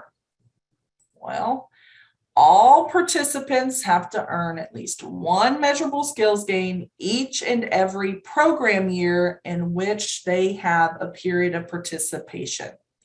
So in this particular example, you can see that this individual student had a period of participation that spanned across 2 program years, right? They kept that period of participation open, but that means that they also need a measurable skills gain in each of those program years, because MSGs, again, going back, is program year based, not period of participation based. So because it is program year based, you have to have an MSG for that individual that falls somewhere between July and June of every year that their participant status or their participant flag is yes. So let's look at some more detailed examples.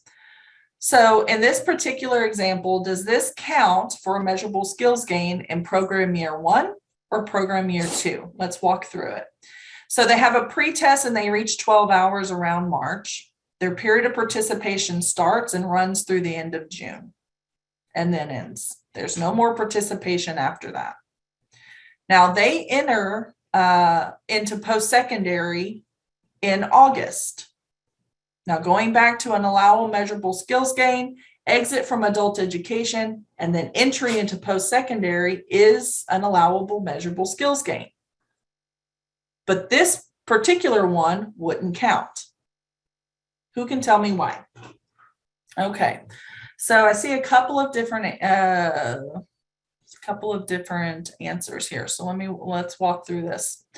So in this particular instance, and remember, measurable skills gain are program year based. That means that the gain has to occur before June 30th. So while an individual can exit from adult education and literacy, and then after they exit can enter into post-secondary education, and that would be considered a measurable skills gain, those have to occur before June 30th. So in this particular one, you can see that the period of participation ended at the end of June, but they didn't enter into post-secondary education until the following program year. So for this individual, even though you may go into teams and you may enter that post-secondary enrollment into teams, it's not going to count as a measurable skills gain. It's not going to count. We're going to talk a little later about something else that it might count towards, and that is an exit-based measure. But for the purposes of a measurable skills gain, this is not going to count because it does not occur. That entry into post-secondary did not occur before June 30th. Okay. All right, we have a couple questions. Do you want to take them or do you want me to hold? Okay. Nope. Let's take it. We did have a comment from Kim, a good comment from Kim. Lesson here, progress test while you still have the student. Yeah. Question from Donna. What if they registered for the fall semester? What if they registered for the fall semester? No. They have to actually, I think what she's saying is, what if they're registered for the fall semester? Can you say that they entered into post-secondary in June because you already know? And the answer to that is no. Good question. All right. Then from Larissa, if their POP extended into fiscal year 2 and then exited and entered post-secondary ed, would it count? Yes. It would count for which program year? It would count for the second program year, but it would not count for that first program year. It's a good question. So let's just look at this example and say, let's say that period of participation extended into the second year and extended into July, and then they exited. And then they started, their post-secondary, in August or September in the fall. Now, in that situation, that measurable skills gain would count, but it would count for program year 2. You still don't have a measurable skills gain for that first program year, because remember that measurable skills gains are program year based, not periods of participation based or exit based. So even though if that pop, and that kind of goes back to this situation, if they have a period of participation that extends across 2 years, you need a measurable skills gain in each of those years. You need one in the first year and you need one in the second year. So in this particular situation, if we were to just extend this period of participation into the second year, that would be lovely. And maybe you would be able to get a measurable skills gain in year 2, but you still would not have one for year 1. So hopefully that makes sense. All right. And Glenda says, I have a question. How many hours are needed between the pre-test and first post-test? How many depends on the test. Is that what you're asking? So between the pre-test and the first post-test would just depend on the number of hours that the test publisher requires, or if you have some sort of extenuous circumstance, you could test early.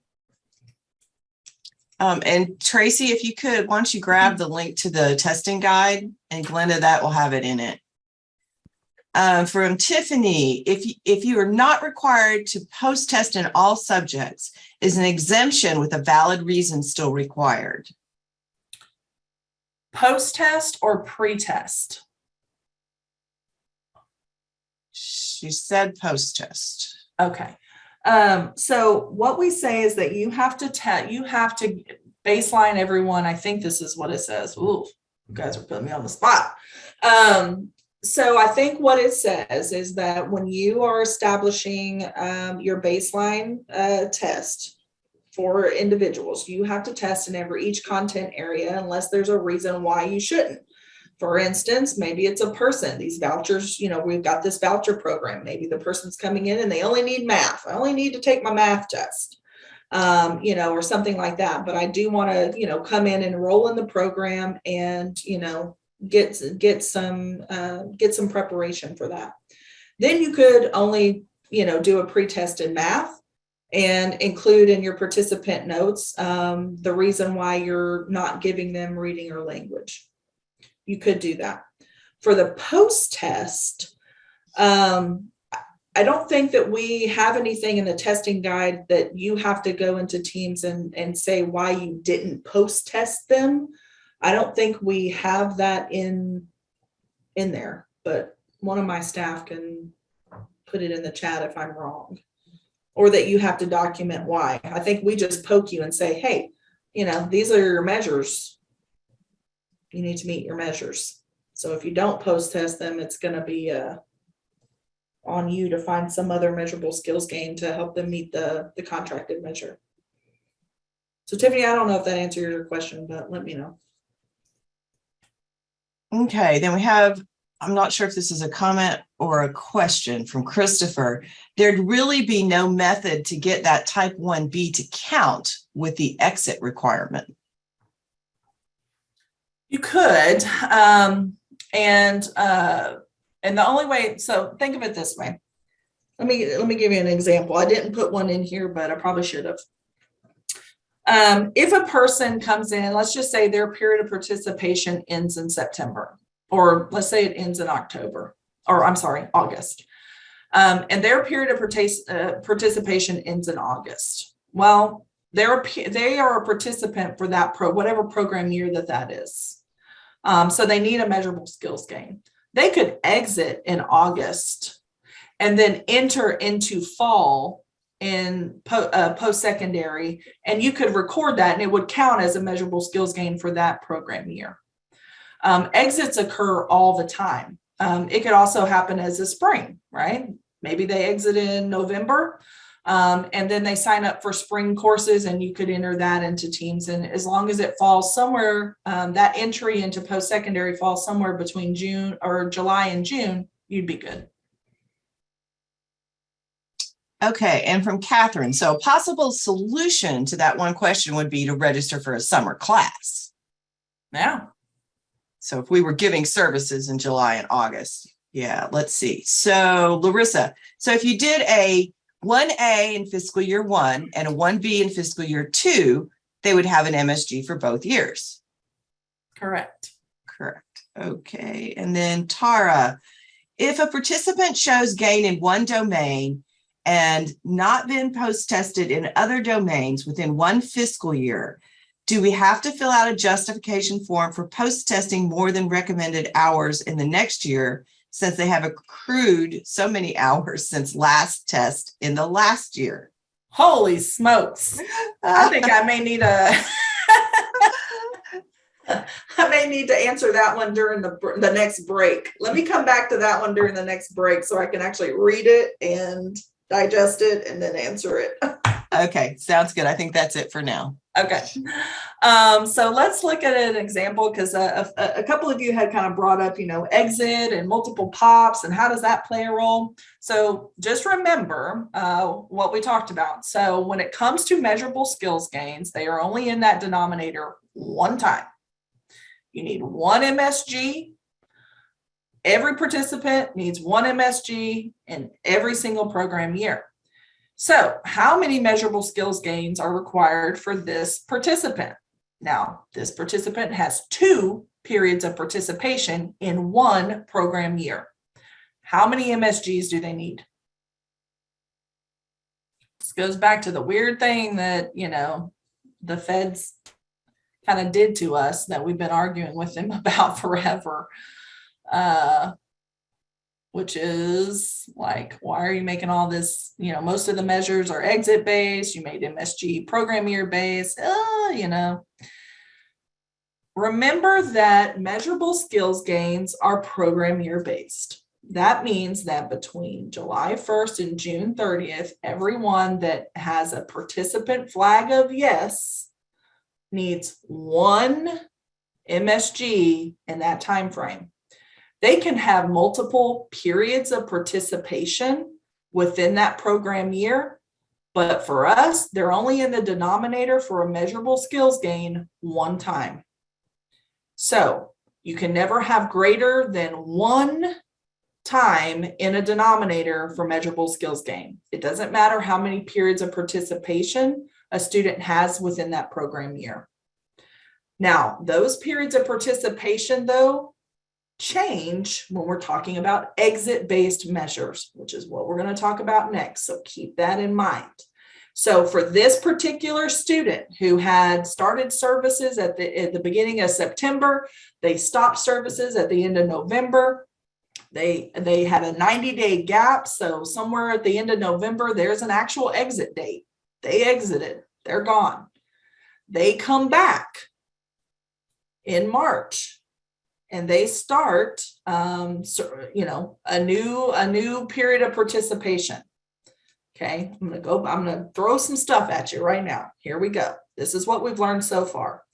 For this particular student, when it comes to program year based measures, the 2 we've talked about so far are enrollment and measurable skills gain. Both of those are program year based. So for this particular student, they are going to count towards your enrollment one time, and they are going to count in your MSG denominator one time, because it is program year based, and program year measures don't care anything about periods of participation other than you have to meet that 12 plus hours to count towards anything. But the exits don't really matter here when we're talking about those program year based measures, enrollment, measurable skills gain. Okay, so this individual only needs one measurable skills gain, even though they have 2 periods of participation. They are only going to count towards your total enrollment one time in this program year. Okay. We're going to talk a little bit more about this, and hopefully by the time we get through the exit-based measures, it'll all start to make a little bit more sense. And here's the thing, guys, this stuff is tough. I mean, this stuff is like super weedy. I think the performance guide, if you don't have that as, like on your desk constantly when you're trying to figure things out, you need to, because we really tried hard, I think, to spell it out in there and give you some good examples and stuff. But this stuff is it's complicated. But if you can get to a point where you really understand it, it will help you to manage some of those decisions, I think, that you're making at the local level that may be negatively impacting you and you don't even kind of really realize it, right? So 1 MSG for this individual, okay? Now, when it comes to measurable skills gains, well, you got to enter it. So everything that we're talking about today, there is a part on your end that you have to do. If it isn't in Teams, it didn't happen. So the tracking of all of this is very important. So I want to spend a little bit of time just talking about the tracking of things. So where do you report measurable skills gains for participants? Well, it has to be in Teams, because if we don't put it in Teams, we don't have access to that. We don't know what's going on. So every single individual student that you serve has an actual educational outcome screen, and that is where you're going to track pretty much anything that is related to performance. This is going to include your measurable skills gains. Now, it's also going to include your credentials and your educational enrollment, which we'll talk about later. But for your measurable skills gains, it's important that you understand these things have to be put in there timely. Now, we have some automation, but it's best to kind of confirm. So let me talk about that. So here's where we are in terms of the things that we kind of can automate and the things that we can't automate. So going back to the different types of measurable skills gains that we have, we know that we can do a pre-post test. That's one. We know that if they earn a high school equivalency and they didn't have a high school equivalency or a diploma when they came in and they earn one, that could be a measurable skills gain, right? We know that if they come in and they do 12 plus hours with us, and then they exit, and then they enter into post-secondary before June 30th, that could be a measurable skills gain, right? Those are just some measurable skills gains that we have available for you guys to utilize. But when it comes to reporting those measurable skills gains, it's very important, number one, that you put the data in Teams timely. We all know that. But it's also important to understand how we at TWC kind of get information and what information we don't get. So we do a nightly seed file exchange with TEA for the high school equivalency test and certificate information. But as many of you know, there is a lot that can go wrong between point A and point B.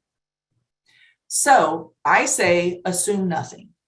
If you're talking with a student and the student's telling you that they earned their high school equivalency, they took their test, they got their score, they got their certificate ID, and it's not in Teams through our automated process, add it manually, put it in there.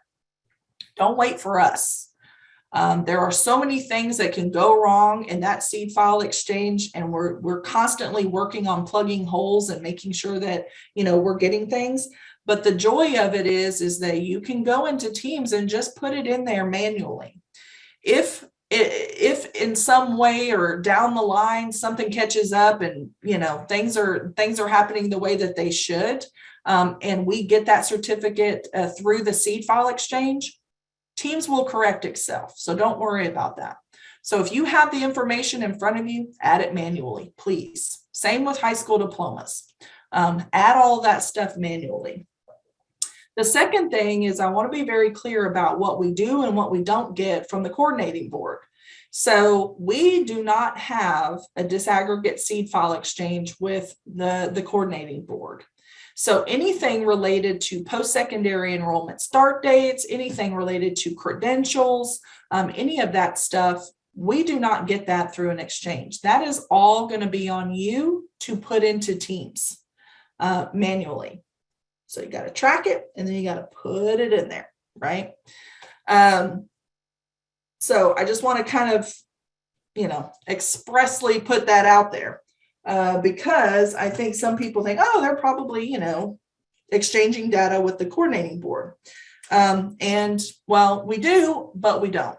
It's not the type of a data exchange that's going to help to support you guys in meeting your measures. So please understand that that's just going to be on you to go into Teams and actually update that information on the educational outcome screen. So how do you know who still needs a measurable skills gain? There is a report in Teams. It's called the Measurable Skills Gain Management Report. I would suggest utilizing the report extract in Teams. It's going to give you kind of the most robust information. And you'll be able to see individuals who have already met the requirement. Now, we had, I think, something going on with the summary report, which we're working on fixing so that you guys, that report should only be individuals that have participant status. And you can quickly pull the summary and see, what measurable skills gain that they've earned already for the program year that you're pulling that report. So we are working on getting that updated for you as well. So things we know that influence low measurable skills gain performance. So Elena, the TA staff, our data folks, I mean, we spend some time kind of analyzing a lot of this. One thing that we look at several things, but how many students persist to capture a test or a measurable skills gain? So if you're pulling your POP reports and you're utilizing your measurable skills gains report, you can kind of use those two reports to determine how many of your students just aren't persisting long enough, right, to capture a post-test or a measurable skills gain. Those things are important for you at the local level to kind of say, is there some, point in time? Is it 20 hours? Is it 25 hours? Kind of looking at how many of your students actually persist long enough to that 40-hour mark or that 60-hour mark or whatever is the requirement for a post-test. How many students just flat out, aren't tested timely? They're meeting those instructional seat time hours, but they're just not getting a test. I can tell you, and others on here will tell you, if you're not testing timely, that student's gonna be gone potentially, and then you're not gonna get them back. Now, the whole point of having the measurable skills gain is that we have all these options available to us, right? Not just pre-post testing. And we have something called a planned measurable skills gain. A person comes into the program, I'm going to get my high school equivalency. That is my goal. And you can always put that down as a planned measurable skills gain. But this is something that has to get monitored kind of constantly, because as those students are coming into the program, you have to determine, are they going to be able to achieve that before, June 30th? And if the answer is no, then the fallback is always post-testing. So those are just some things at the local level that I know you guys are paying attention to and monitoring. But if you're new to this and you're just now coming in, those are definitely some local procedures that can help you. Tracking non-post-test MSGs appropriately in Teams. This is probably, I feel like personally, guys, that we are not capturing everything that we could be capturing to help support our measurable skills gain. That is my worry. That it's just not getting tracked and therefore it's not getting put in Teams and therefore we are not getting credit. I feel like we probably have more students that may be exiting AEL and entering into post-secondary enrollment, but we're just not capturing it in Teams. And because we don't have a data exchange with the coordinating board, guess what? We don't get it. We don't get to capture any of that.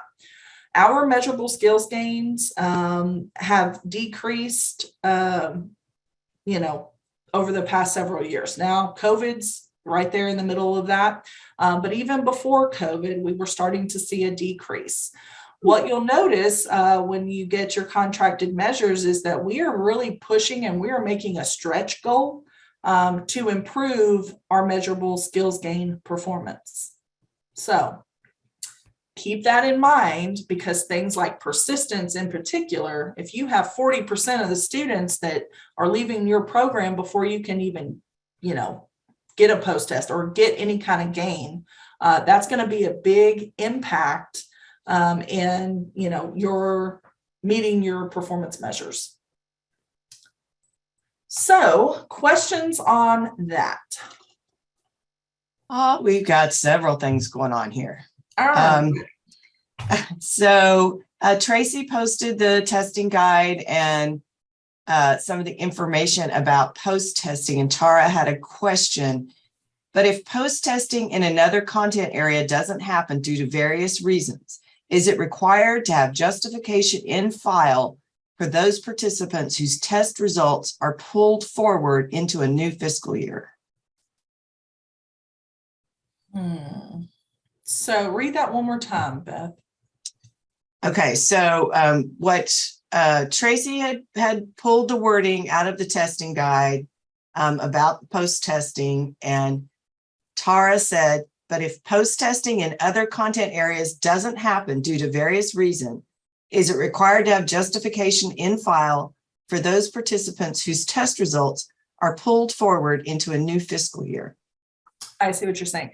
I think I see what you're saying, Tara. So you're in program year 1, you test in all content areas, you only post-test in one of the content areas. And the new program year starts and you only, you have just basically test. This is the way it works in Teams. Teams is going to, when you enter that student, it's going to pull forward any test that is within 365 days of that first contact hour. So it doesn't matter if it's a post-test in the previous year, a pre-test in the previous year, it's going to take the most recent test in each content area, and it's going to pull that test forward, and that's how it establishes a baseline. So in the sort of example, let's just say you only gave them a math, right, initially. And that's the only test available for Teams to even pull forward. I think what you're asking is, in that second program year, do you have to, create a new reason why only a math is there? It's probably a good idea. And Tara, if you want to unmute, you can. I think. Yeah. No, I'm talking about post-testing. Let's say the participant took the post-test in only one content area. The other content areas, there is baseline there. And within that program year, we don't post-test in all content areas. In the next program year, when all tests are pulled over as baseline, the other those contents that were not post-tested last year, it shows many hours. Does that make sense? Yes.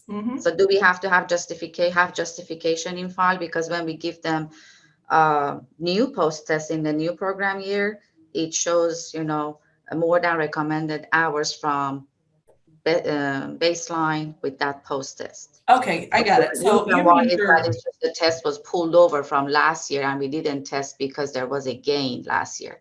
Got it. So good question. So this is one of the updates that we made in Teams, I think a while back, and it was the whole, being able to carry forward hours for pre and post test, and hours and days between tests and all of that stuff. So the only time you're going to have to document, why you're testing early is if you're testing early. It doesn't matter the days or length of time between tests.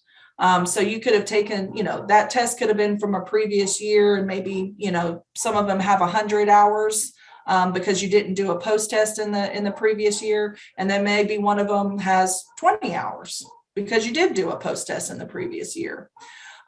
Because Teams is now tracking the time between tests, even across program years, we're taking that at face value. So the only justification you would need is for any test that the hours between those things is less than the test publisher's recommendation. So that means no justification if it's more than recommended hours, correct? That's Okay, correct. thank you. Now, one thing about this, and this is something we're going to probably be doing some research on, we opened this up, I think maybe 2 years ago and started calculating things this way. But we're going to follow up and kind of evaluate all of this, obviously, because you guys at the local level have to understand the, gaps, right? If a person takes a pre-test and they get 100 hours and then they leave for 6 months or, 3 months, and then they're coming back to the program, even though the test is good and you can pull it forward if you want to act as a baseline and maybe get them back in class, and you do a couple of hours and then you post-test them. But the whole point is to make the gain. So we have to be, I think, cognizant at an instructional level of what has the student lost? Because you don't want to test a student and they don't pass the test. So even though in the policy it's there and you can do it and it's not going to be a compliance issue, at the local level, you guys have to make the decision about, is the student ready? That isn't something we can do for you. That's something you guys have to do. So from a compliance perspective, might be completely allowable, but you guys have to take the time to figure out what's best for the student, because ultimately we want the gain. And if they haven't had any classes or any instruction for 3-4 months, and we're bringing them back, even though they have 60 hours, on technically between tests, and you could post-test them, you got to decide if you're going to. So that's a local decision. But really good question, Tara. Okay, we had one from a little bit ago that we missed from Todd. So scenario, students enrolled in May, got 12 hours by June, and got first 30 hours by August and post-tested. They didn't get an MSG for fiscal year 1, but got an MSG for fiscal year 2. Mm-hmm. They couldn't get an MSG for PY1 because they didn't have enough hours. What do you do? Nothing. I mean, I'm not trying to sound bleak, but that's the real kind of scenario. And these are conversations that, the reason why we've kind of fought with measurable skills gains being something that's program year based instead of periods of participation based, because we are encouraging year-round enrollment. We want year-round enrollment. But at the local level, I understand from your perspective that if you can't get enough hours for that student to provide them an opportunity for a measurable skills gain, that is a disincentive in many ways. And I do understand that. So the sort of the truth and reality of it, Todd, is that, if they don't get something by June 30th, it's just, it's a mark in the ledger. Okay, Catherine, I am not sure about this, but would it be a gain if a student passed, say, 2 or 3 parts of the GED, or it must be all or nothing? Good question. I wish it was 2 or 3 parts. It's another thing we've been arguing about. So right now, the way it has to be an actual certificate. I don't know why that is the decision that was made. I think if they take, pass a math test, it should be the same as passing a post test, but the feds just don't see it that way. So it does have to be that they have to earn their high school equivalency before June 30th to count as an MSG for that program year. Thank you. Good question, Catherine. Janice, any progress in getting the TSIA counted as an MSG for our participants? Well, I'll give you the update that I have. So we were working with the coordinating board the last time they procured the TSIA, and one of the requirements they wrote into that procurement was that they had to actually go through the process of getting it as an NRS approved test. Woo, yay, that's good news.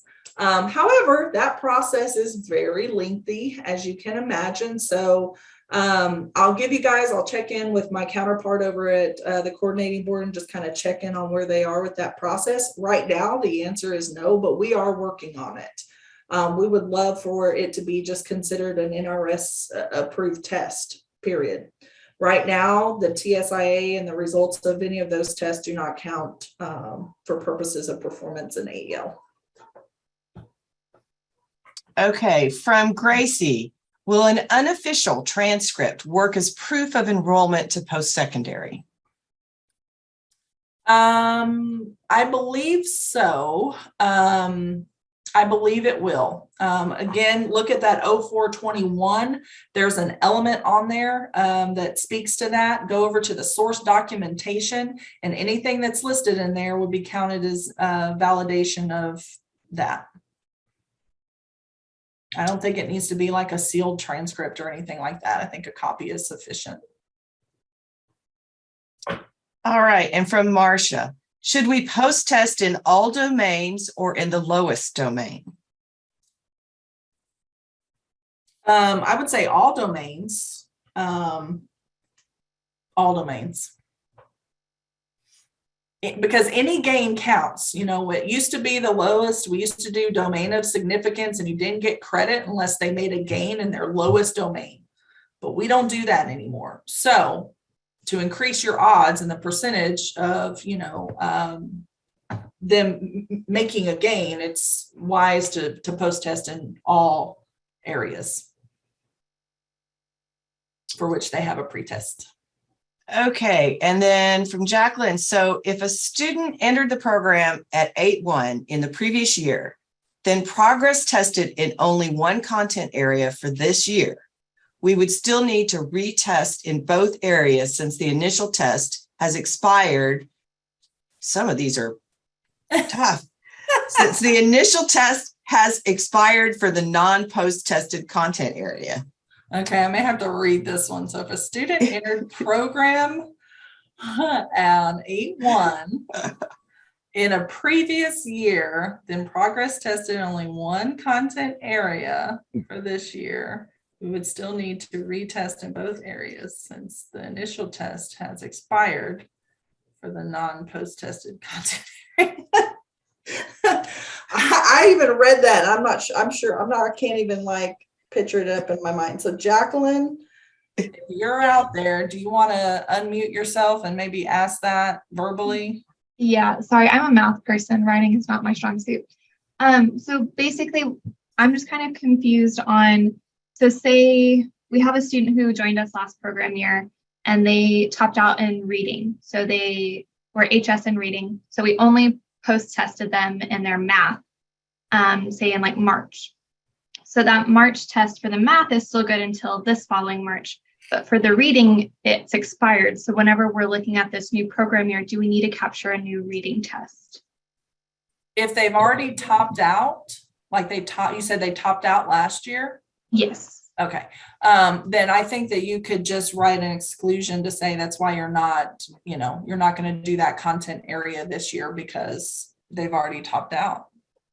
Gotcha. So we would just put that in their folder and say we only progressed again in their math because they still hadn't reached HS or whatever. Right. Okay.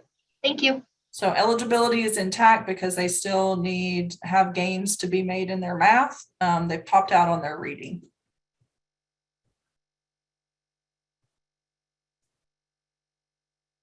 What else we got out there, Beth? Well, The other brain busters. These are brain busters. I just love them. We had some comments talking about if the test is expired, the MSG doesn't count. Tests that are over a year old, speaking to Jackie's question. And then Glenda's asking about the presentation, if it can be shared. Well, we can put it into the chat. It's not accessible, guys. You can imagine there's a lot of images in here and I have to create these like painstakingly. But I don't mind us putting it in chat. If T-Call is okay with that, we can put it in the chat, but just know it's not accessible. So please don't share it, publicly until you make it accessible. And just a heads up, we will be putting the recording along closed captions and with a transcript onto the website. So I'll get that put in the chat here in just a minute. Ooh, that transcript is going to be a doozy. Okay. So do we need a break? If we do, it's going to be a short one because I don't know what time it is, but I think we only have about 40 minutes left, right? Does this go to 12? Yeah, it's currently 11:22. Okay. So let's do this. I had scheduled us for a break, but let's just keep it rolling. And if you guys need a break, of course, you know, we're all adults here. Go take one. Because the last part of this is, you know, I probably should have flipped this and done the hardest part first, the easier part at the end. But I didn't. So, all right, guys. So we have concluded, we've talked about those program year-based measures, right? Those are the July 1st through June 30th, one and done, enrollments, measurable skills gains, right? Okay. Now we're going to switch, put your exit-based, outcome-based hat on, and we're going to start talking about contracted measures from the context of periods of participation and when students exit and how we are looking at credential rate and all of our employment-based measures. And that's what we're going to be finishing up with today, is talking about and walking through each of these. So if you thought the first part of the day was informative, hopefully you'll get a lot of good information on this second part. Now, if you're following along in your AEL performance guide, you can start, I think this kind of all starts on page 31 when we start talking about these exit-based measures. And we'll keep this rolling. And if you guys need a break, or if I need a break here in a minute, I'll let you guys know. So let's get started. So for PY 22 and 23, these are what your targets are for these individual measures. So employed or enrolled in post-secondary education, Q2 after exit, 46%. So 46% of your exiters have to be employed or enrolled in the second quarter after they exit. We also have a retention measure, which is employed or enrolled in quarters, and this should be quarters 3 and 4 after exit. That is the denominator from the denominator consists of everyone that is in the Q2 exit. I'm going to go over all this. This is just the beginning. But for that quarter 3 through 4 after exit, it's 82.4%. The reason why that is so high is because it is a retention measure. It's however many people we are getting from that Q2 that were employed or enrolled in Q2, and then we're saying, are they still employed or enrolled in quarters 3 and 4? That's why the percentage is so high. And then the credential rate is 39%. Now I'm going to say this about the credential rate. We are also looking to do some stretch goals on the credential rate because I think that a large part of the reason why we're not, you know, we don't have a better credential rate is because of lack of tracking and reporting. And so here at the state, we're trying to figure out ways and opportunities and resources that we can provide you to do this better. And so over the next 3 to 5 years, that rate is going to continuously increase. Okay, so exit-based measures follow quarterly reporting cycles. You're going to find out what that really means, but I want you to remember that exit-based measures follow quarterly reporting cycles, okay, as we start to walk through this. The first one we're going to talk about is our credential measure. So the credential measure has essentially 2 parts. The first part of the credential measure denominator is for high school equivalency credentials specifically. What happens here, and if we go back to what we've learned today, and we're talking about students who both start participation and then exit, right? Meaning they don't have services for 90 days, they become an exiter. When they exit, these are all the measures that once they exit, they could potentially fall into if they meet the criteria. So let's talk about the criteria. So for the credential rate measure, if an individual exits the program, they do not have a high school diploma, they do not have a high school equivalency, and they passed at least one high school equivalency exam during their period of participation, or they achieved an ASE low or ASE high in all the tested domains at any time during a period of participation.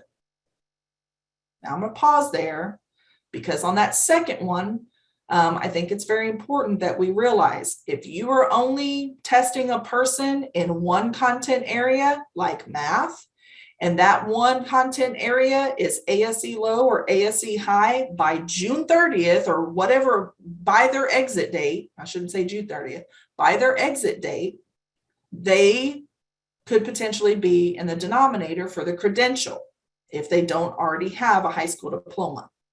Okay. So it's things like that with these outcome-based measures that, you know, get a little complicated. So for high school equivalency participants who received an HSE during their period of participation or within a calendar year after they exit and had wages greater than 0, and at least one of the 4 quarters after exit, they will be in the numerator, right? So for the denominator, it's any exiter that doesn't have a high school diploma, that doesn't have a high school equivalency. That is decided by what you guys enter into their profile in Teams. So in their profile in Teams, if you have determined and you have told us that they do not have a high school diploma and they do not, or an equivalent, and then they meet either one of these criteria, they're in the denominator. Okay, so in their profile, they don't have a high school diploma, they don't have a high school equivalency, and they got and took and passed at least one HSE test, they're in the denominator. If they exit and they don't have a high school diploma or an equivalency, and you gave them a NRS test and they were ASE low or ASE high by the time that they exited in all domains that you tested them in, they're going to be in the denominator. That second one is a little tricky because it's not based off of baseline. It is if by the time they exit, they are at a point that they are ASE high or ASE low in all of their tested domains. By the time they exit, they will be in the denominator. So I want to be very, very clear on that. How do they get in the numerator? How do they count for us once they're in the denominator? This is how they count. They either received that high school equivalency while they were participating with us, right? During their period of participation, or within a calendar year after they exited. So we track that all the way through a calendar year after they exited. And I'm going to show you guys some examples. So don't get too wrapped up in the text here because I'm going to show you. Now, for employment, as you know, we do have data match available. But for the credentials, and we have data match available for the HSE credentials. But if you're trying to get them, you know, for the enrolled piece, you guys have to, you know, enter all of that. Now, the second way they can get into the numerator is, you know, through post-secondary education or training within 1 year of exit. Y'all got to tell us. We can't match that against anyone. And if you're not collecting Social Security numbers, you're not going to get the employment either. So let's kind of break this down and kind of think about this in terms of a true scenario. So for the high school equivalency measure, even though we can track the credential date to date, right? We get a nightly seed file exchange. You guys can go in Teams and put an actual date there. So there is a way for us to track that HSE kind of on a date-to-date basis. The second piece of the puzzle can only be solved with the fact that we only report this stuff quarterly. And the second piece of that, which is not only do they have to earn their high school equivalency, but they also have to be working, wages, or enrolled in post-secondary for that credential to even count. So it's pretty messy. It's a pretty little complicated measure here. So let's kind of walk through an example. So let's just say a student exits somewhere between July and September. This would be their exit quarter. Somewhere between July and September, they exited. That means that we are going to be tracking and looking for that high school equivalency certificate somewhere in the 4 quarters or the year after they have exited. Did they earn it? Now, if they earned it while they're with us, great. That's just one less thing that we have to track. That's one less thing we have to do, right? But if they didn't, they still get a full year, and you guys get a full year to continue to try to, encourage them to go sit for their exam, actually earn their high school equivalency, etc. But that is just not enough. They also have to be employed or enrolled in post-secondary education on top of having earned their credential. This is what is necessary for them to be in the numerator. It is a very tough measure to both understand, I think, and also just to meet, because it has all these little tracking elements to it. So for this particular individual, they exited somewhere between July and September. We're going to look to see if they have a credential. And when I say we're going to look, that means that we're going to be looking in teams to see if they have a credential. Have you guys either manually entered that they earned their high school equivalency, or has our nightly seed file with TEA laid down a high school equivalency certificate for a full year after that exit date? Okay. The second part of that is we are also going to be looking to see if they have employment or enrollment in post-secondary education between that October date and that September date on this image where it says the credential is needed, because wages or post-secondary enrollment is also needed. Now, at the very end, you're going to see something that says employment data available. The data that we have through our data match has a lag on it. So even though, let's say for this individual, they were employed in, let's just say they were employed in June following their exit. They earned their credential in June following the exit. In theory, they have met the measure, but we won't have that employment data through the match until 2 months after it occurs. That data is not available. That's just the way we get data at TWC. So when we have data that gets reported to the agency, there's a 2-month lag in when that data is going to actually be available. So wages that are earned in July, August, and September are not going to be available for us to see until April, May, and June. There's always this 2-month sort of delay in how long it takes us to be able to actually see that the data exists. That is why when y'all go into your NPRs at the very top, it'll tell you the reporting period. And you're going to be like, oh, that was like a year and a half ago. Well, that's because there's such a lag in when we can actually pull this employment data through a data match. Now, in Teams, you can go in there and you can report that employment outcome data if you want. And we're picking it up and we're looking for it. It's just not a lot of people are utilizing it. So if you want to report that early and not have this extra 2-month lag, I encourage you to do so. Please do that. Let's talk about the second part of the credential rate measure, and then I'll answer some questions. So part 2 is the part of the measure that is for specifically IET students. So exiters who were enrolled in post-secondary education or training during their period of participation, right? So exiters that were participating in an IET program, exit the program. It doesn't matter if they have a high school diploma or not. That's the other part of the measure. This one, we don't care, right? You put them in an IET, they're attached to a training service, they got training hours in teams, that is going to throw them into the denominator for this measure. Okay. So when you go back to the example we were looking at earlier, when I was talking about a person that exited the program because they had 60 days of training in isolation, but that training service continued, right?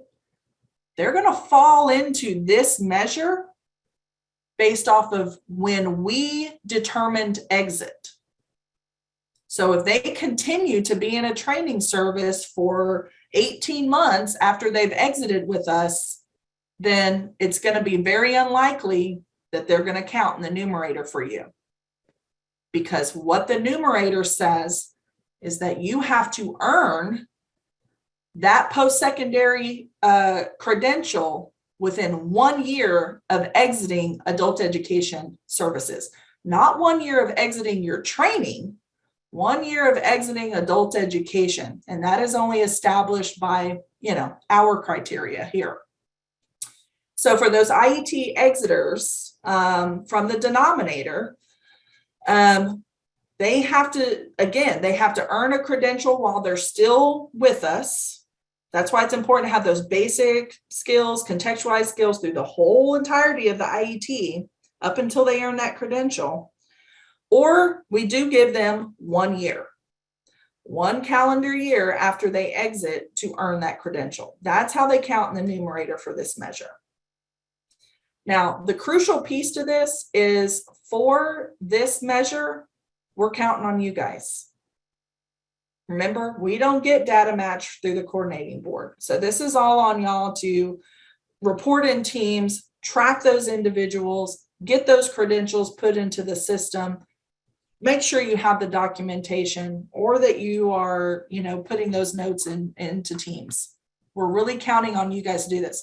This is why I feel like for the credential rate measure right now, it's very low.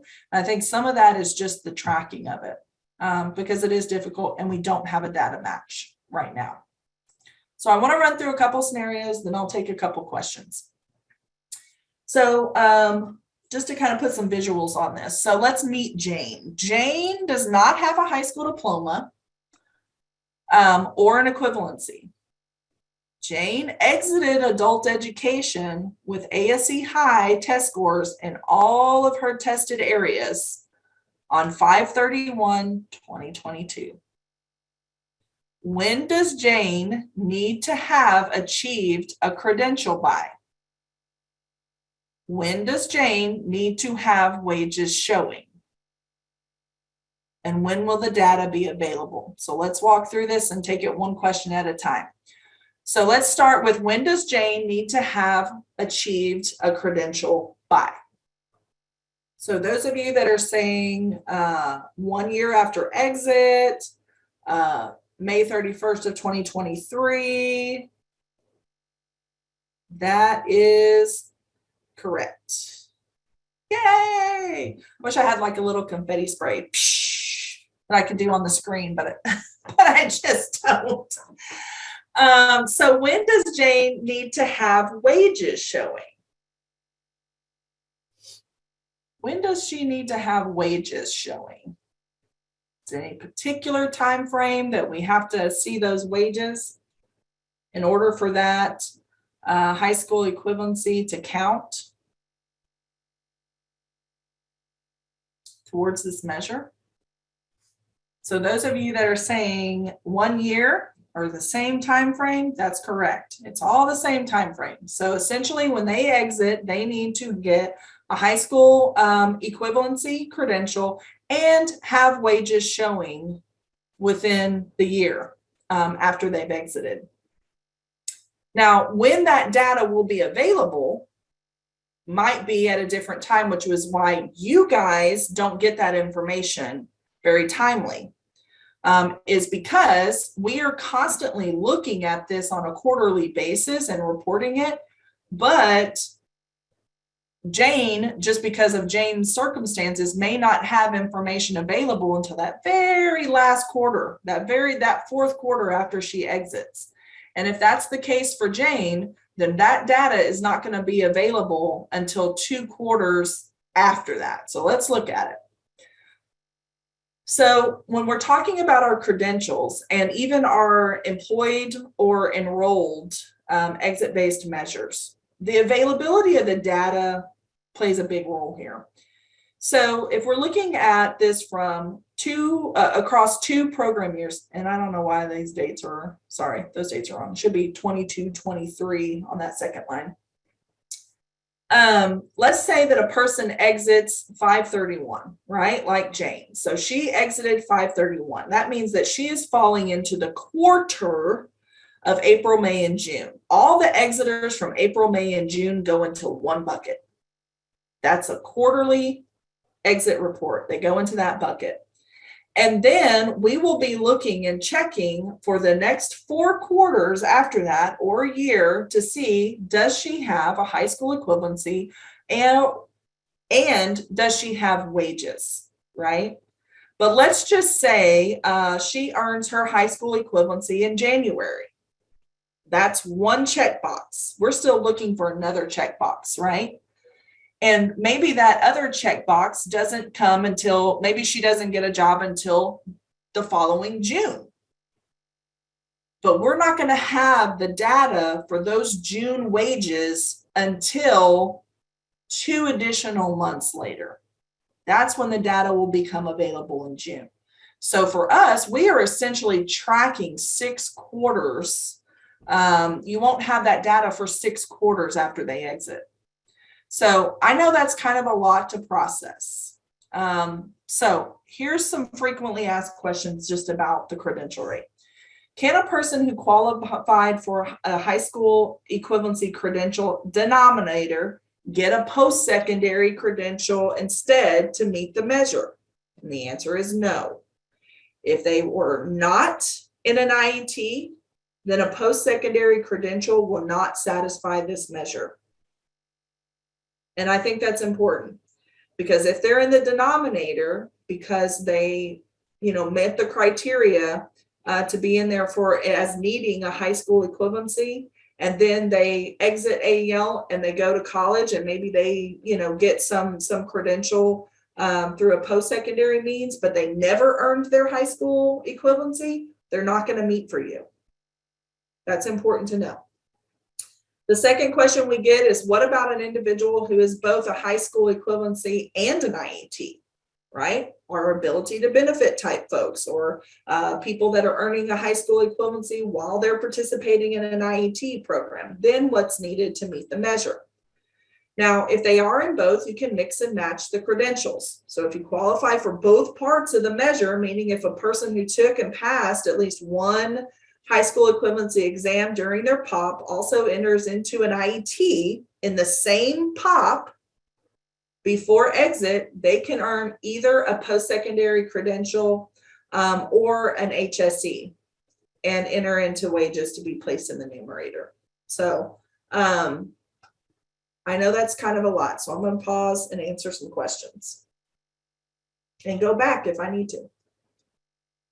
Okie dokie. I'll start with the last one because it's germane to kind of the section that we just went through from Suzanne. So if they do not have an SSN, but the follow-up clerk entered wages into Teams, will that represent wages showing? Yes. Okay. Give me some more easy ones like that. Yeah, I don't think that's going to happen. Let's see. And I'm going to ask Catherine Ransom if she wants to unmute, because she had a question and I didn't catch the context exactly because she put month or quarter ? Catherine? Yes, I was referring to when she was saying, when we were talking about the capturing the employment part towards the end. I was not sure if she meant quarter or months. So it was like at one point I was hearing quarters, 2 quarters later, but then I was hearing 2 months later. So I wasn't sure if there was, I was just trying to determine if we're talking about quarters or months, just based on your slide. I don't know if you want to go back just a couple so I can kind of. Is it this one? No, right. One more, I think. Some more, just if you'll go back again, right here where it says employment data available. You were saying 2 months, but I was asking, is it months or quarters? Because it's quarters. Okay. So, yeah. And so it's kind of weird because in, when we put it, we say, well, it needs to be a year after exit. But when we report on everything, it's quarterly based. Right. So and that's what I understood it to be. But then at one point, I heard you say 2 months. And I'm like, okay, well, 2 months would be October, November. But versus that was probably just a mess up on my part. Okay. I just wanted to no, that's fine. I just wanted to make sure because I was understanding it when you were saying quarters, and then when it switched to months, I started to get confused. And so I didn't know if I was just not understanding it correctly or if, or whatever the case may have been. But thank you. Yeah, it's quarters. So can you guys, Beth, can y'all see the arrow on my screen?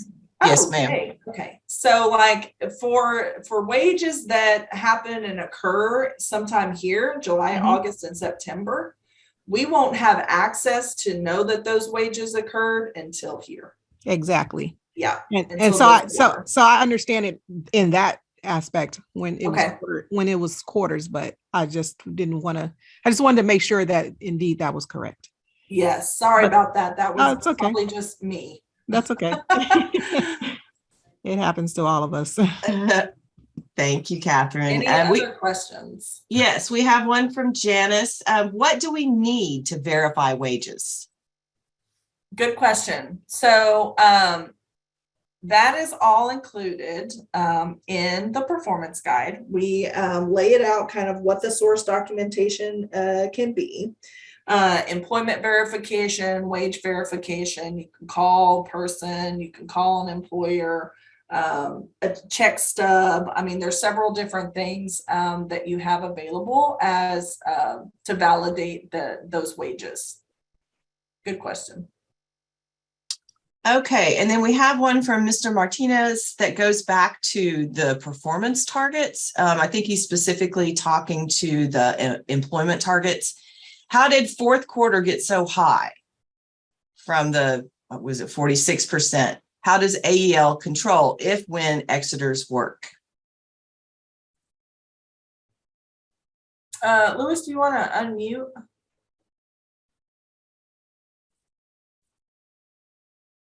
Oh, he may have had to jump off. Yeah, we may have lost him. Oh, he doesn't have a mic. I think it was referring to the second quarter employment measures at like 46%, and then the fourth quarter employment measure is like 82.4%. Got it. I think that's what he's referencing. Okay, Louis, I'm going to answer your question in the next section. So let's get to it. Yeah, gotcha. Okay, so let's talk about what Louis is kind of leading us into. Good segue. I mean, that just pushed us right on into it. So employed or enrolled Q2 after exit. So this is another one of those. Again, these are exit-based measures. So it happens every time a student exits, they potentially fall into these denominators. So before we talked about a student that had multiple periods of participation in one program year, that means that every time a student exits, they fall into the denominator for these measures. Okay, so this is not a one and done. A student can have multiple exits within a program year. They can have multiple exits over, a course of time. Every time they exit, they go into a bucket with all the other exiters that exited in that quarter, and they fall into this measure. Okay, so employed, enrolled, Q2. Let's think about it. So don't think of the exit determination as a day or a month, but instead what quarter the participant exited. And again, that data is available 2 quarters after that kind of occurs. So there's just this lag that occurs with this. Now, when you're talking about your employed or enrolled Q2 denominator, this is super easy. It's every single exiter. Everybody that exits, doesn't matter if they don't have an SSN, doesn't matter if they're working, not working, doesn't matter if they're not authorized to work, it doesn't matter. Every single exiter falls into this denominator. And the only exception are the exclusions that you have available to enter into teams. And I'm going to talk about that dead last. So let's not get caught up on it. But every single person that has an exit flag, yes, on your POP report, every single person that goes 90 days and exits the program falls into the denominator for that quarter. And we start tracking to see if they are going to be employed or enrolled 2 quarters after their exit date. Okay, so let's kind of give some examples. So exiters during the reporting period who either had wages greater than 0 in the 2nd quarter after their exit date, or were enrolled in post-secondary education training in the 2nd quarter after their exit date will be in your numerator. So again, we will do data match for anyone that has an SSN. We will do the data match automatically, but we do not do data match for post-secondary education and training. So if you have the ability to track those individuals and say, hey, you had a goal of going to college. Did you go? You've got to follow up, and then you have to, in teams, tell us that they entered into post-secondary education 2nd quarter after exit. Now, I want to talk about the dates that we put in teams because those dates mattered. We only determined that Q2 status based for post-secondary based on what you tell us. So let's look at just a couple examples. So Q2 after exit, they exit somewhere between July 1st and September 30th. Somewhere in Q1 they exit. That means that in order to count in the numerator, they would need to have either wages, or you would have to have in teams an educational enrollment start date that occurs sometime in that 2nd quarter, which is January 1st through March 30th. But again, just remember that the data for the wages isn't going to be available for 2 quarters after that. So in terms of being able to see it on your performance reports and all of that, when we're talking about employment, you got to wait that extra time. Since the post-secondary is based off of you telling us, that is available earlier if you put it in there. The dates matter. So let me go through this. If this participant exits July 1st through June 30th, we know that we're looking for that post-secondary enrollment or wages in Q2. If you go into teams and you find out, let's just say you find out in November that this individual entered into college and they started college, and you go into teams and you say they started this, certificate program November 15th, and you put that in teams, that is not going to count. It has to be in the 2nd quarter. We do not make assumptions that that start date of 11/15 is going to continue till forever. You have to go into teams and update that on a quarterly basis so that we know that they're actually in post-secondary education based on and aligned to the criteria for this actual measure, which is Q2. Okay. So how this works, again, you exit here, you need to have some wages or post-secondary enrollment here. The wages aren't going to be available until here. That's just how that wage data works. Perhaps this makes a little bit more sense because it gives you kind of a bigger perspective of how we chunk people up into quarters and what the quarter two is for those buckets of people, and then when the data is available, right? So if you're an exiter in July, August, September, then we need to have data in January, February, March. If you're an exiter October, November, December, that quarter two falls in April, May, and June. So it's just kind of a way. And if y'all don't have something like this, you know, at your local level, I mean, you can pull it from this PowerPoint if you want, or create something kind of locally. But when we get down into really tracking those exiters based off of the quarters in which they exited, it'll help you to kind of develop some follow-up procedures and processes for tracking those individuals. So the dates of the entered enrollment have to coincide with the quarter two, as I mentioned. So as an example, if Jane exits August 22nd,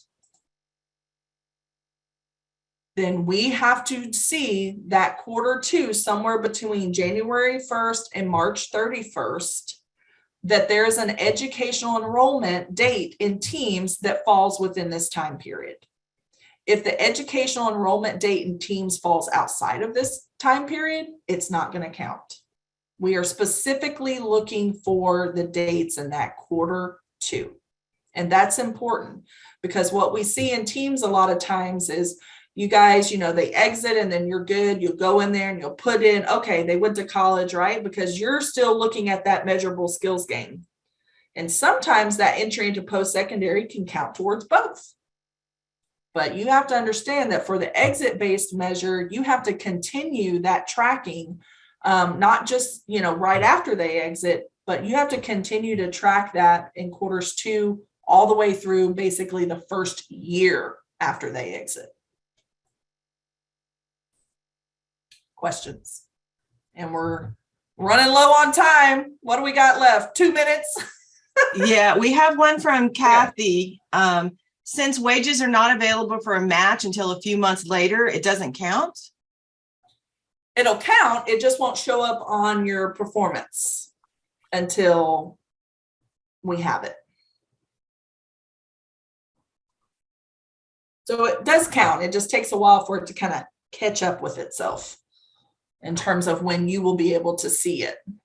Now, you can enter it manually in Teams and you'll see it a lot earlier.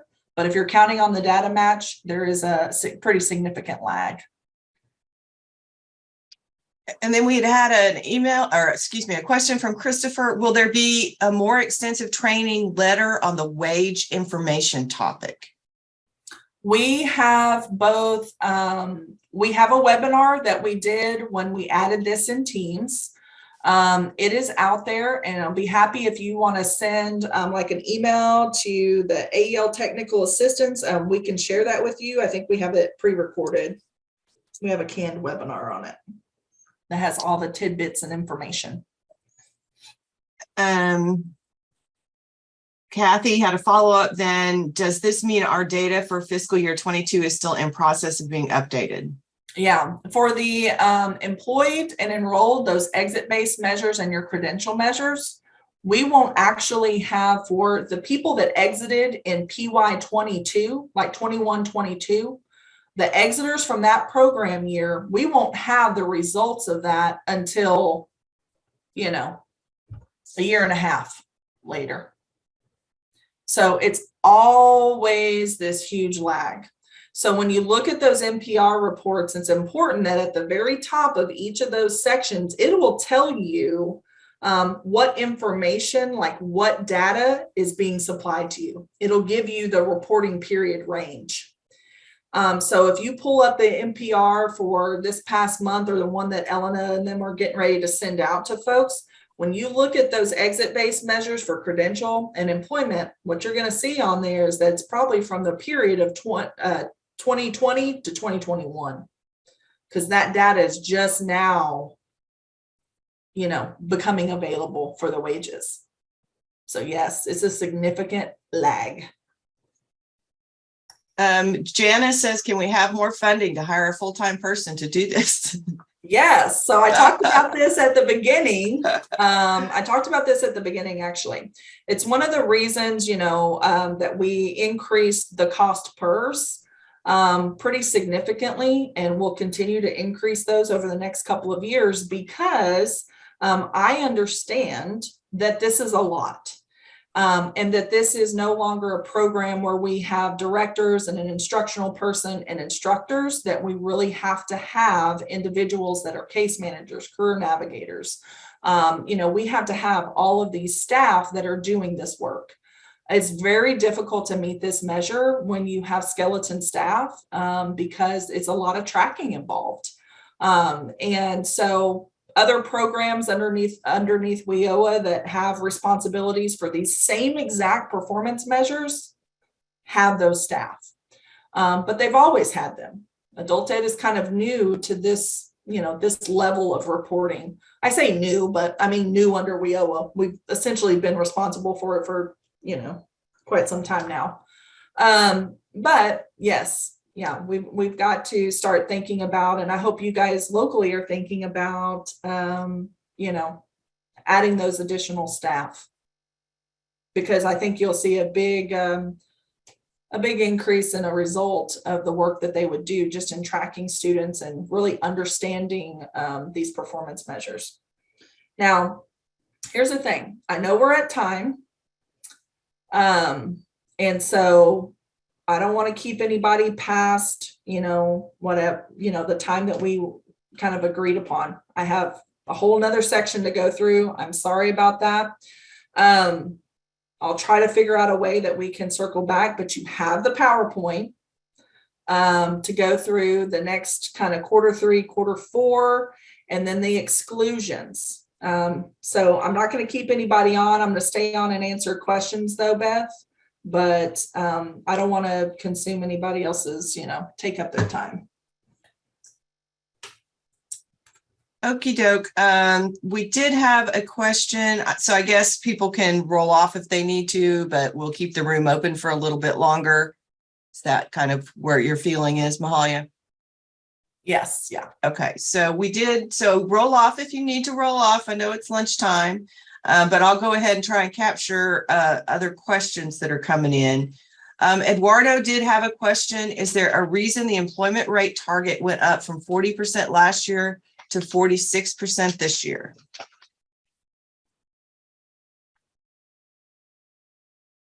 Yes. So every year when we go to negotiate the targets with Octave, there's a couple of things that are taken into account. One is that Octave uses something called a statistical adjustment model.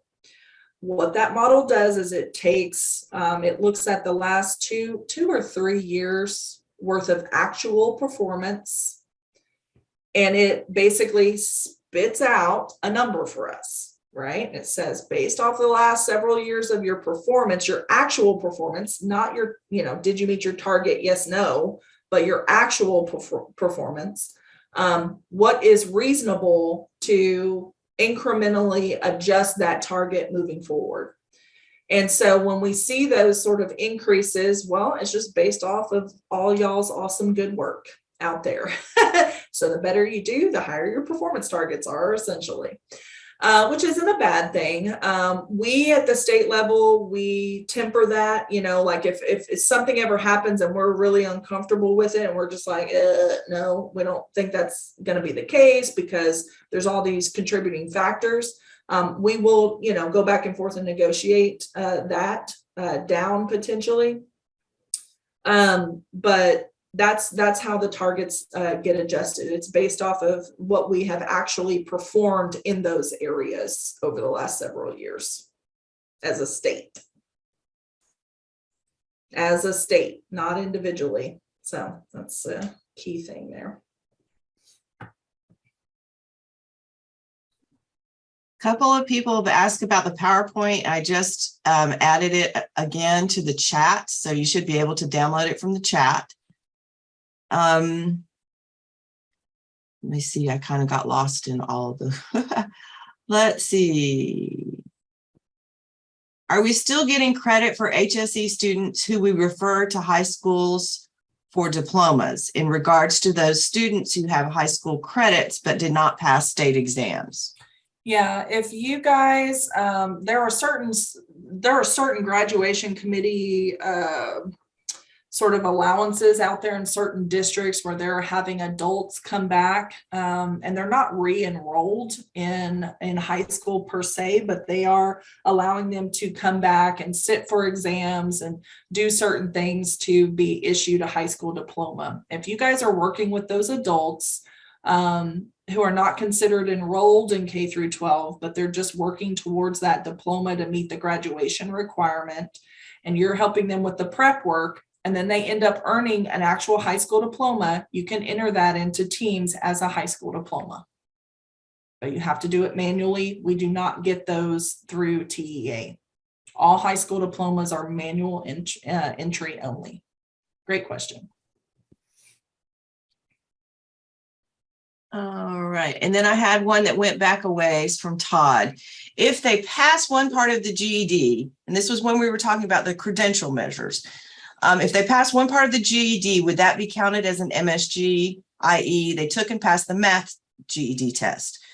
Would that be counted as an MSG, even if they don't have a post test or have not completed all of the GED tests? No, Okay. unfortunately, it would not. The only testing that would meet an MSG requirement are NRS approved tests. GED is not an NRS approved test. So it has to be an NRS approved test and then a gain made between pre and post testing. So it has to be the full, they have to pass all of their high school equivalency subpart test and actually earn a certificate for that measurable skills gain to count. Now it may also count towards this credential. That's what we just learned. It'll be one part of counting towards the credential. So it can count, towards two separate measures, but individual test, no.